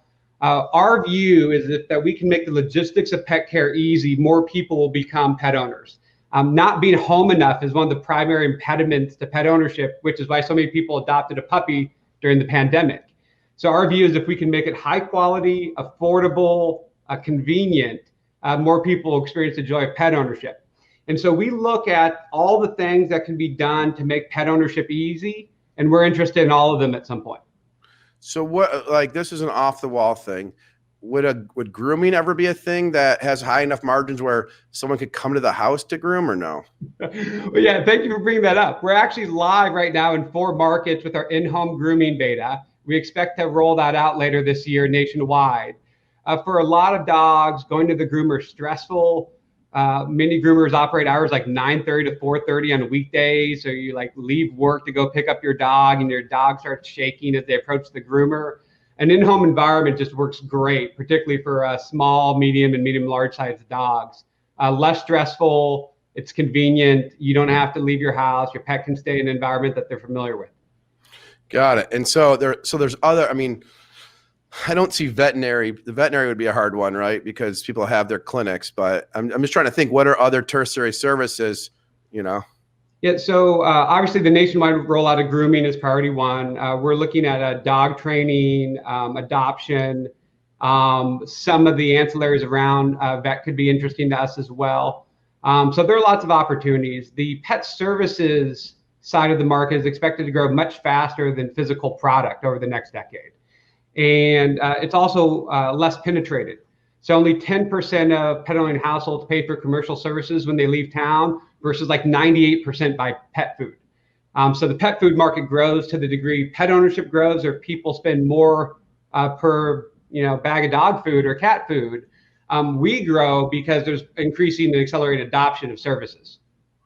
Got it. And I can expect, I mean, it will continue to grow. One thing that, I mean, this is probably just a tertiary, like a subscription product type thing where pet owners could have monthly, whatever, new bones that come. Do you guys do anything like that or anything like that? So is that just? Yeah, BarkBox, is an interesting company, and there are similar companies in the space as well. I think when you look at the share wallet dynamics for pet owners, people's emotional relationship to their animals is starting to become more akin to parent-child.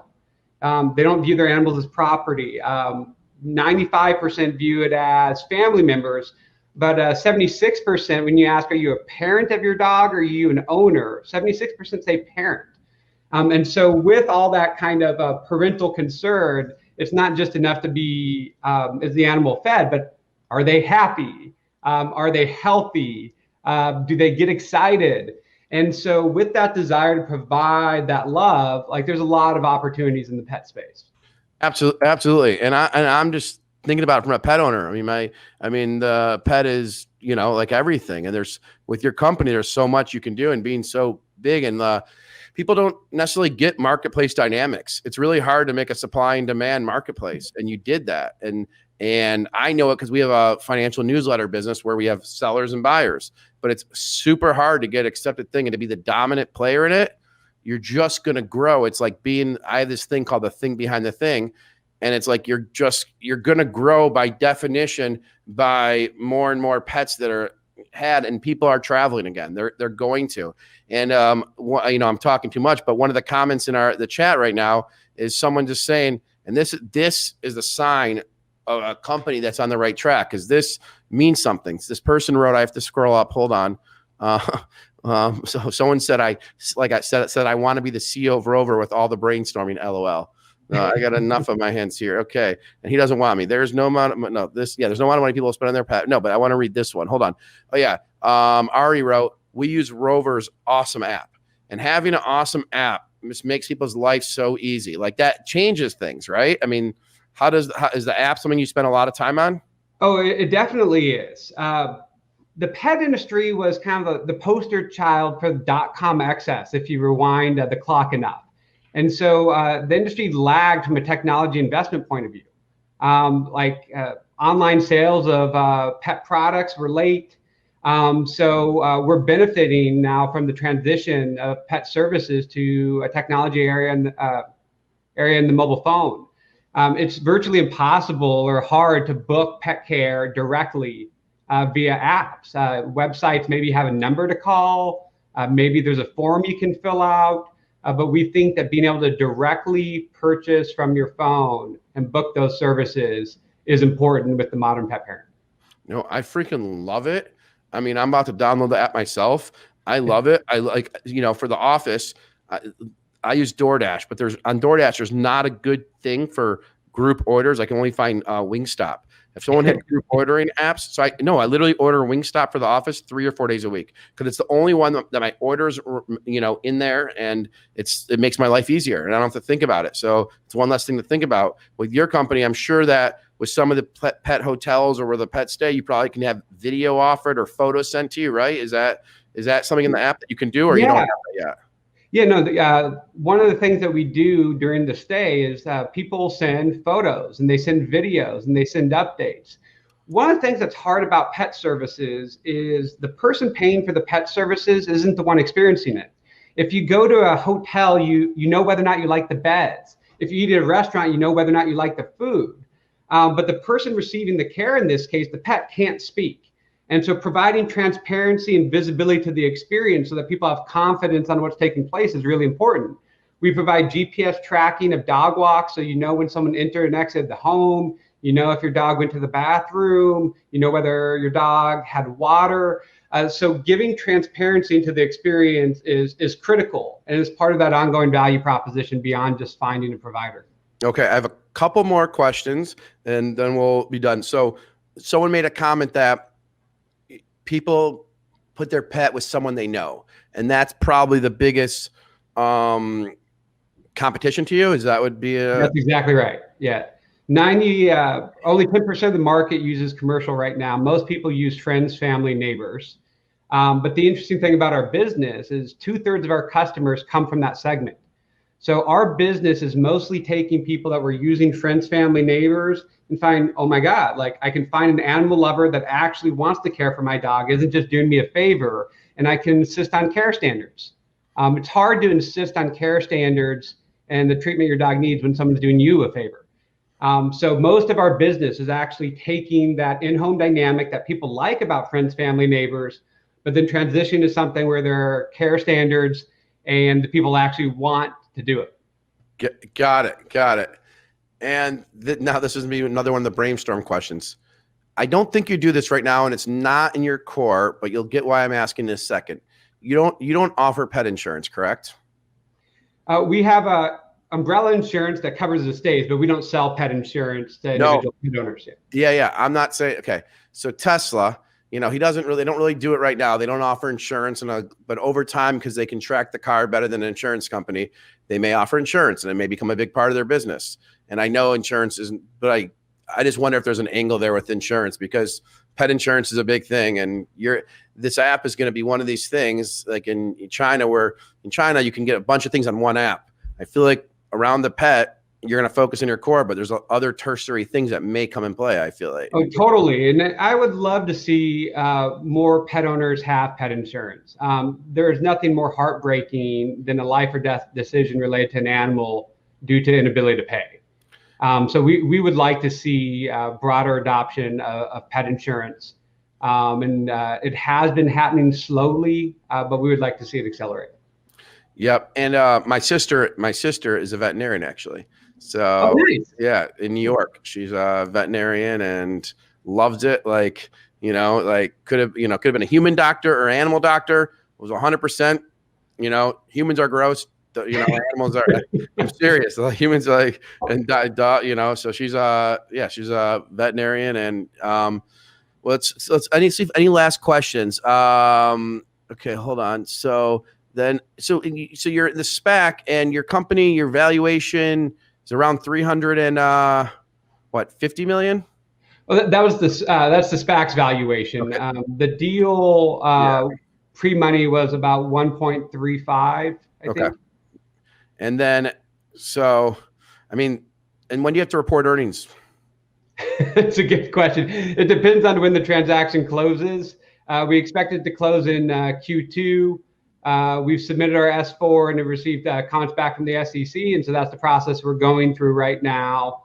And we update our filings with regards to NEBC and the SPAC recently. And I'm sure, I don't know what you can say, but like it's trading below 10, that your company is great. You're going to grow for sure. I mean, you told me 200% each of the next 2 years. I mean, our company grew 80% last year, and we'll do it again, which I think is huge. You're going 200% on huge numbers already. So like from the numbers perspective, I mean, you're doing amazing, right? And so is it maybe people don't know the story yet and they just don't, is it because there's a lot of noise in the industry right now? There's a lot of noise in markets right now. But my take on this is great companies with great unit economics, with strong markets, strong positions, defensible moats, competitive advantages.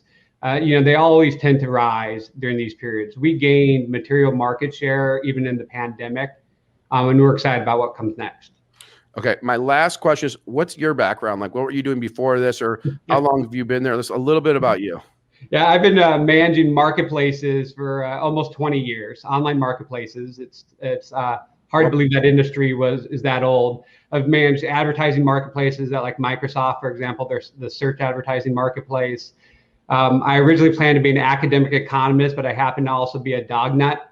So you combine economist, tech, and dogs, and hence Rover. Got it. And so you were managing marketplaces for like Microsoft before. Yeah. And then you, okay. I love the company. I love it. I mean, this is one that I don't think is getting the attention that it deserves. See, what happens is everyone, like people like, oh, I don't need DoorDash. I just call the restaurant and do this. A lot of people don't want to talk on the phone anymore. I want to hit my app. And I'm sure you have ratings, right? Like reviews.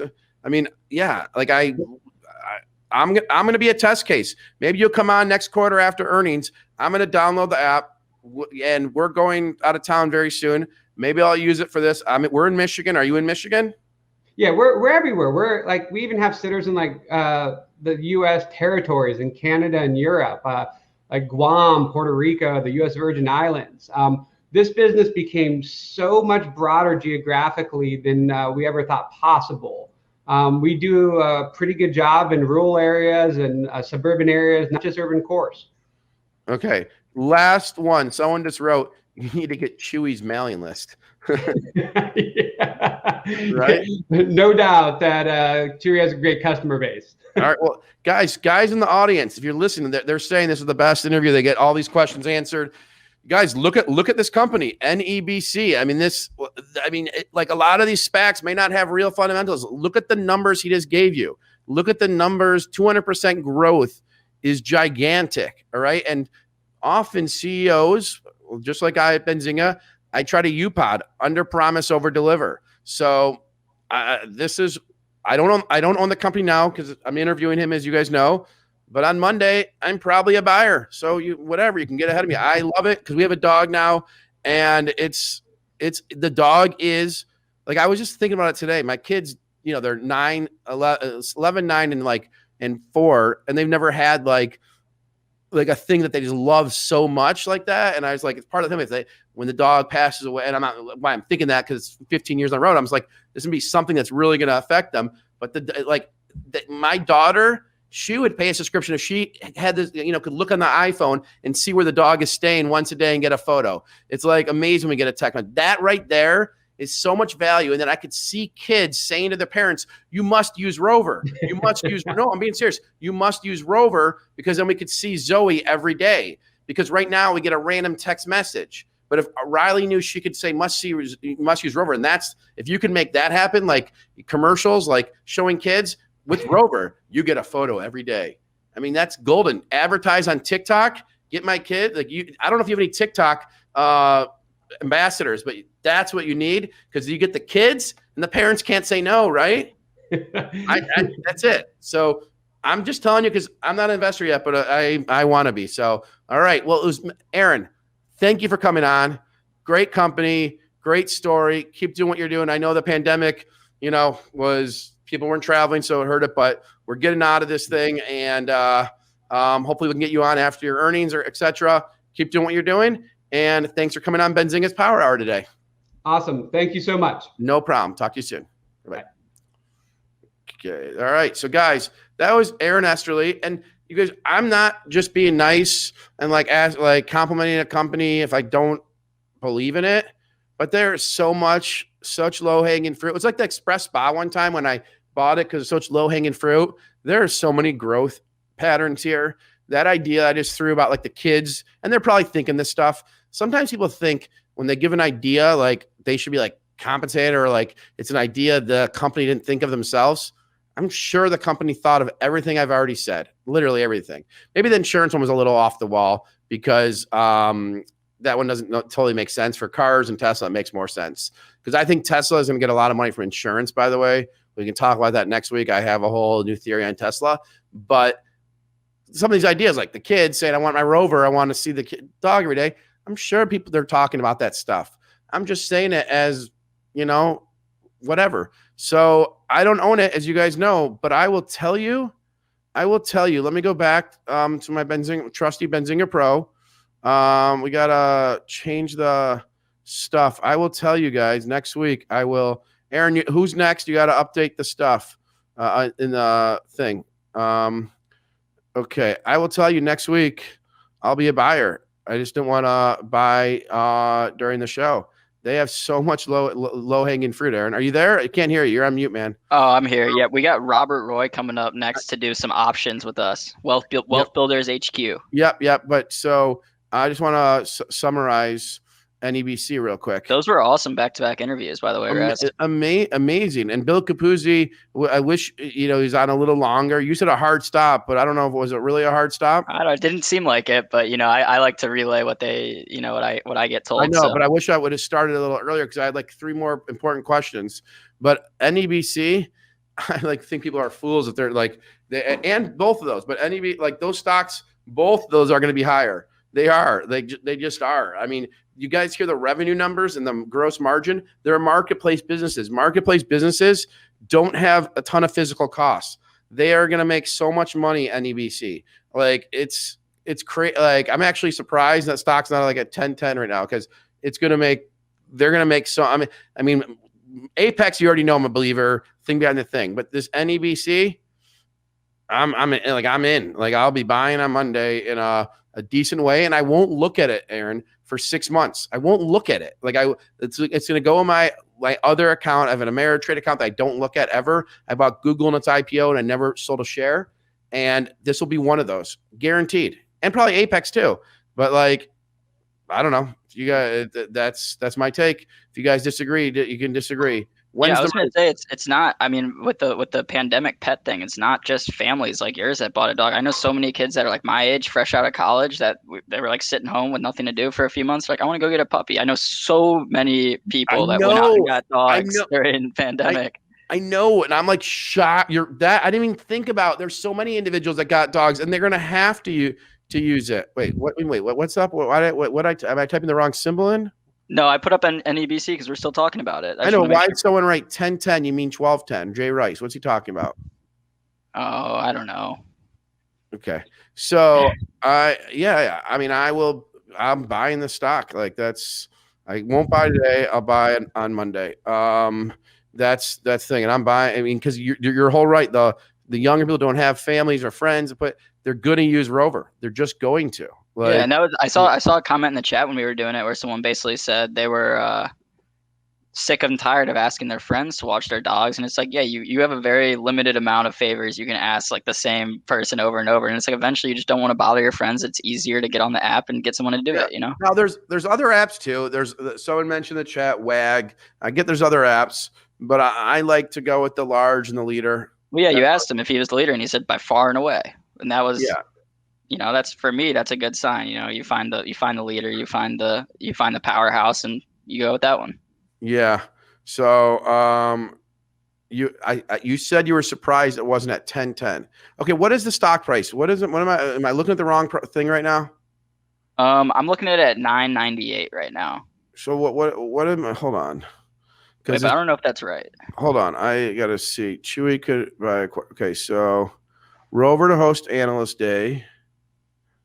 Are you on Pro right now? $9.98. I see $9.98 by $9.99. I just searched on Google real quick. But wait, I'm seeing they got a buy rating. They got an analyst rating. I don't know do we have an article on that? You know, the buy rating today.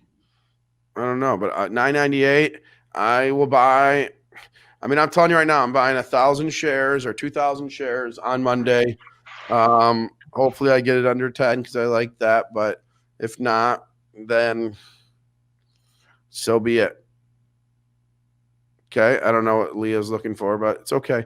All right, so you have another guy, 17. What is I don't know what these guys are talking about. All right, what is you want to take on Robert Roy? Then you got that? Yeah, I got it. Sorry, someone in my house is like blending something in right now. I don't know if you guys can hear that, so that's why I put myself on mute. Tell them to go walk a dog. We don't have a dog right now. We actually were talking about getting our own pandemic pet, but we didn't end up pulling the trigger on that. And by the way, did you see how I changed the lines underneath? Because you're just putting, if you look at some videos I see online, we're just putting the name, but not what show they're on. And we have no branding for Benzinga on this thing. So you got to have some branding for Benzinga. Yeah, I saw that. I liked how you did that. Yeah, or change the on Power Hour. Yeah, or change it. Benzinga Power Hour, it has this particular on, but like you need to put the Benzinga Power, because most people don't know what Benzinga is. But people watching it watching it live at least know they're on Power Hour. But that's not what happens though. Like I just saw a guy shared on Twitter. Someone sees it, you know. Okay. I hear you. Yep, that was good. So please do that going forward because we want the world to be here. I got a text. I was on the call with a company I'm writing an article for our small cap conference, and I got a call that I was getting called out earlier on the show. I was like, shoot, I'm gonna have to go back and watch that, see what all that was about. By me? I don't know. By someone. Yeah. About you getting fired? Oh yeah, maybe. Yeah, I didn't know that was part of it. I just no, not really. But there was a moment when it was a joke because Dan was on, and because we didn't have a tweet out that Dan was coming on. Oh yeah, I know why. Because we didn't market, we didn't tell anyone that he was coming on. Yeah, we had no tweet or anything, and he's like, "Dude, you guys usually give me something," and we didn't give him anything to put out, and so all the Dan fans weren't there, and so I blamed it on you, but Luke said it was his fault. Oh, okay. Well, that's nice of Luke, but yeah, I'll take some blame on that one too. Yeah, I mean the whole the whole user base wasn't there. I was like sad. I missed them. Let's do some. Let's look at some tickers real quick. You want to take a few tickers? Don't you have Robert Roy? Yeah, but he's on in 7 minutes. I can bring him on early. Looks like he's ready. Is this a different show? Like, what are we doing? Like, I don't know what's going on. Yeah. At 2 p.m. Eastern, we have an options show with Robert Roy. Options. So. No one's it's not. Yeah, it's not. Sorry, it's not a Power Hour guest. It's a. I know. I don't know what's going on. You know. We have the schedule in the description of the video, I believe. If Spencer. Oh, yep. Options explained 2 to 2:30. I think I can just read everything. What's DraftKings symbol right now? DKNG. Yeah, DKNG. Okay, hold on. So DKNG. All right, hold on.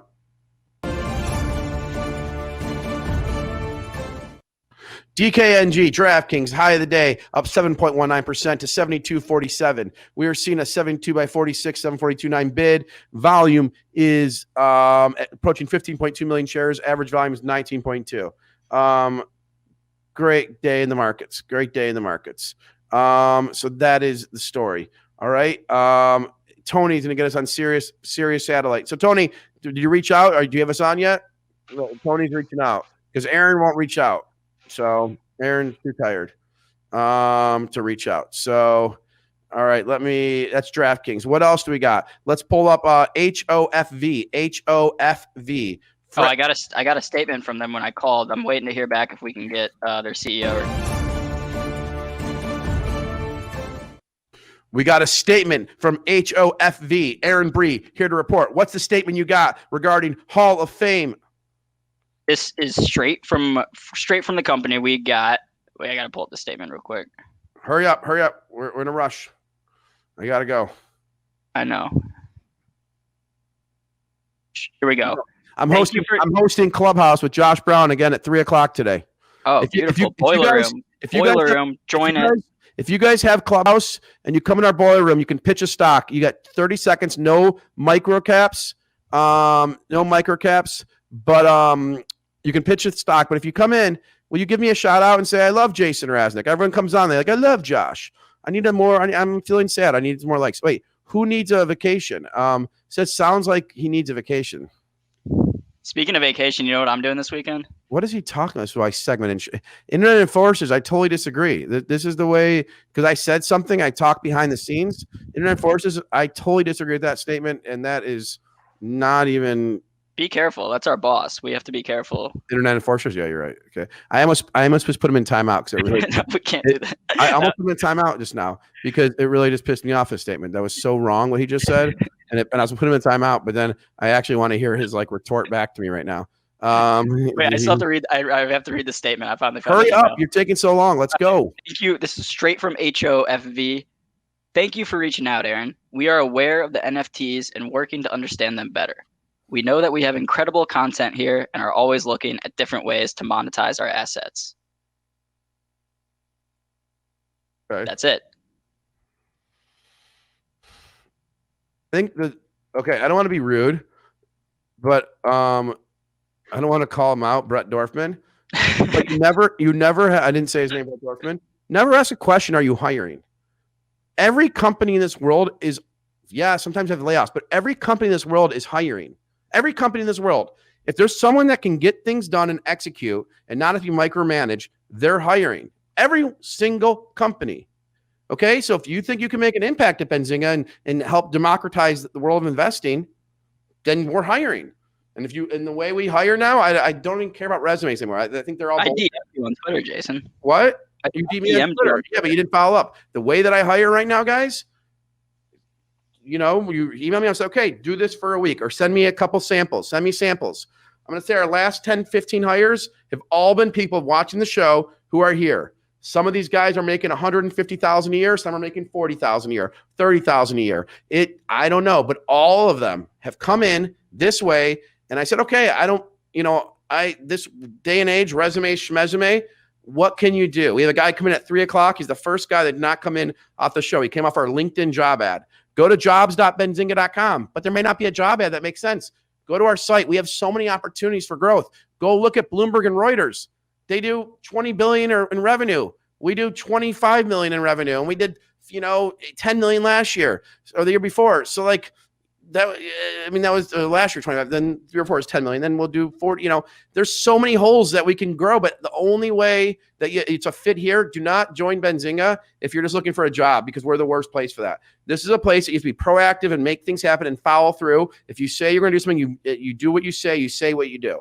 And that's it. That's it. And then it's an unbelievable opportunity. The sky is the limit. You can make relationships with the most powerful people in the world. You can talk to Kevin O'Leary one day, and then the next day talk to, I don't know, you name it. Bill Capuzzi. Jeff Bezos. Who? Bill Capuzzi. Yeah, Bill Capuzzi. Or Robert Roy, for that matter. So that's it. Cool jobs at benzinga.com, and that's it. So I'm sorry. People ask me my hiring and this. And if you want to send an email to me, send an email, but just do some bullet points. Jason@benzinga.com. But if you can get shit done and be an executor, then I'm good for it. But 90% of people that I've talked to are guys who like want to come up with a strategy and don't want to execute. I get emails daily. Jason, if you guys did this, or you guys, you posted a clip on Twitter of your interview ahead of time, or you went on Twitch and did this, or you created a Discord and this. Yeah, all these things are good. Some of the stuff we do, some of the stuff we don't. The idea is 1% at this point. It's execution and doing it. And I just learned that most people don't like to execute and do the hard work. That's what I'm not saying everyone. I'm not saying everyone. There's people that work way harder than me, but most people don't want to do the hard work. If you're willing to do the hard work, you'll do amazing things. Aaron Bree is new here, and he went through some struggles the first few weeks, maybe first month. But then he started following through and doing and not leaving a stone unturned. But he knows if he doesn't, then he won't be here, because the sense is we're relying on him to make this stuff happen. We're relying on him. I'm going to more and more over the next 2 weeks, 3 weeks and month, take myself out of the day-to-day at Benzinga. All these little things like, why don't we put the link in the thing like I just showed Aaron? Aaron has to think about it. Aaron has to say, wait, people don't know if it's on Twitter that it's Benzinga because it doesn't say Benzinga. I'm taking myself more out of the day-to-day because I'm going to go do more overall stuff. Aaron has to go do that. And so that's what we look for. That's it. I know we have another show starting now, so we are going to end it. Thank you for tuning in. We love you. You're the best. Does Benzinga? Yes. We don't read those comments. No, I'm going to. Clubhouse Rewind. I will. I don't care. I started the Detroit FinTech Association Academy. So I go into Detroit high schools and teach financial literacy because I thought it was a social injustice that in Detroit, there's all these job training programs for physical labor, but not for the knowledge economy. So in Detroit, they don't know necessarily what an investment banker is. They don't know you can do this, a credit analyst. So I created a program to teach students, because when we put job ads up, the diversity of people applying is so 90% not diverse. And so I'm like, what can I do? People complain, oh, there's not enough job applicants that are diverse. So I'm like, I'm tired of complainers. That's hire this. I'm tired of it. So I built a program to go train students in Detroit high schools on financial literacy so they can get jobs in finance. What are you doing out there to change the divide? What are you doing out there, Clubhouse guy? Where is he? What is he doing out there to change it? Someone said they would go buy an iPhone today if you give them a Clubhouse invite. I'll give him a Clubhouse invite. But again, when I put up job ads and I put them right in Detroit high schools and they don't want to come to Benzinga. So I'm going to change. I've been working to change it. I got whatever. I got celebrities involved with it, the whole thing. And there's a Wall Street fund in New York that's doing this. So again, wherever you are today, wherever you're commenting, say, does Benzinga hire this? Dude, impact outcome. When I started Benzinga, last thing I'm going to say, Robert, and I'll stop. When I started Benzinga, guys, listen to this. In my basement, 2009, 2010, when I was more anxiety and, couldn't live, like I was a mess, I hired people. I didn't know if they're white, black, Asian, whatever. I didn't know if they're a guy or a girl. One person worked for me for 6 months. I thought they were a girl the whole time. It turned out to be a guy. The person's name was Jamie. I don't look race, creed, color. But then I was looking at our resumes. I'm like, why are we not getting a more diverse set? So I looked around. I went to Cranes. I asked them what they do. They didn't really have anything to present. So I created a nonprofit, a 501c3, to go in Detroit high schools on financial literacy and try to impact the outcome that way. I don't know what you're doing, Clubhouse, man, but it's time to impact the outcome and not sit on the sidelines and have time to come chat in a room when you could be out there changing the future of America and changing families for the rest, for generations to come. I live one life. I'm going to use that time to impact as many people as I can in the most positive way that I can. And that's how I'll live my life and be happy. Thank you. Have a great day. On to Robert Roy. All right, thanks for that, Raz. I'm going to bring on Robert Roy for Options Explained.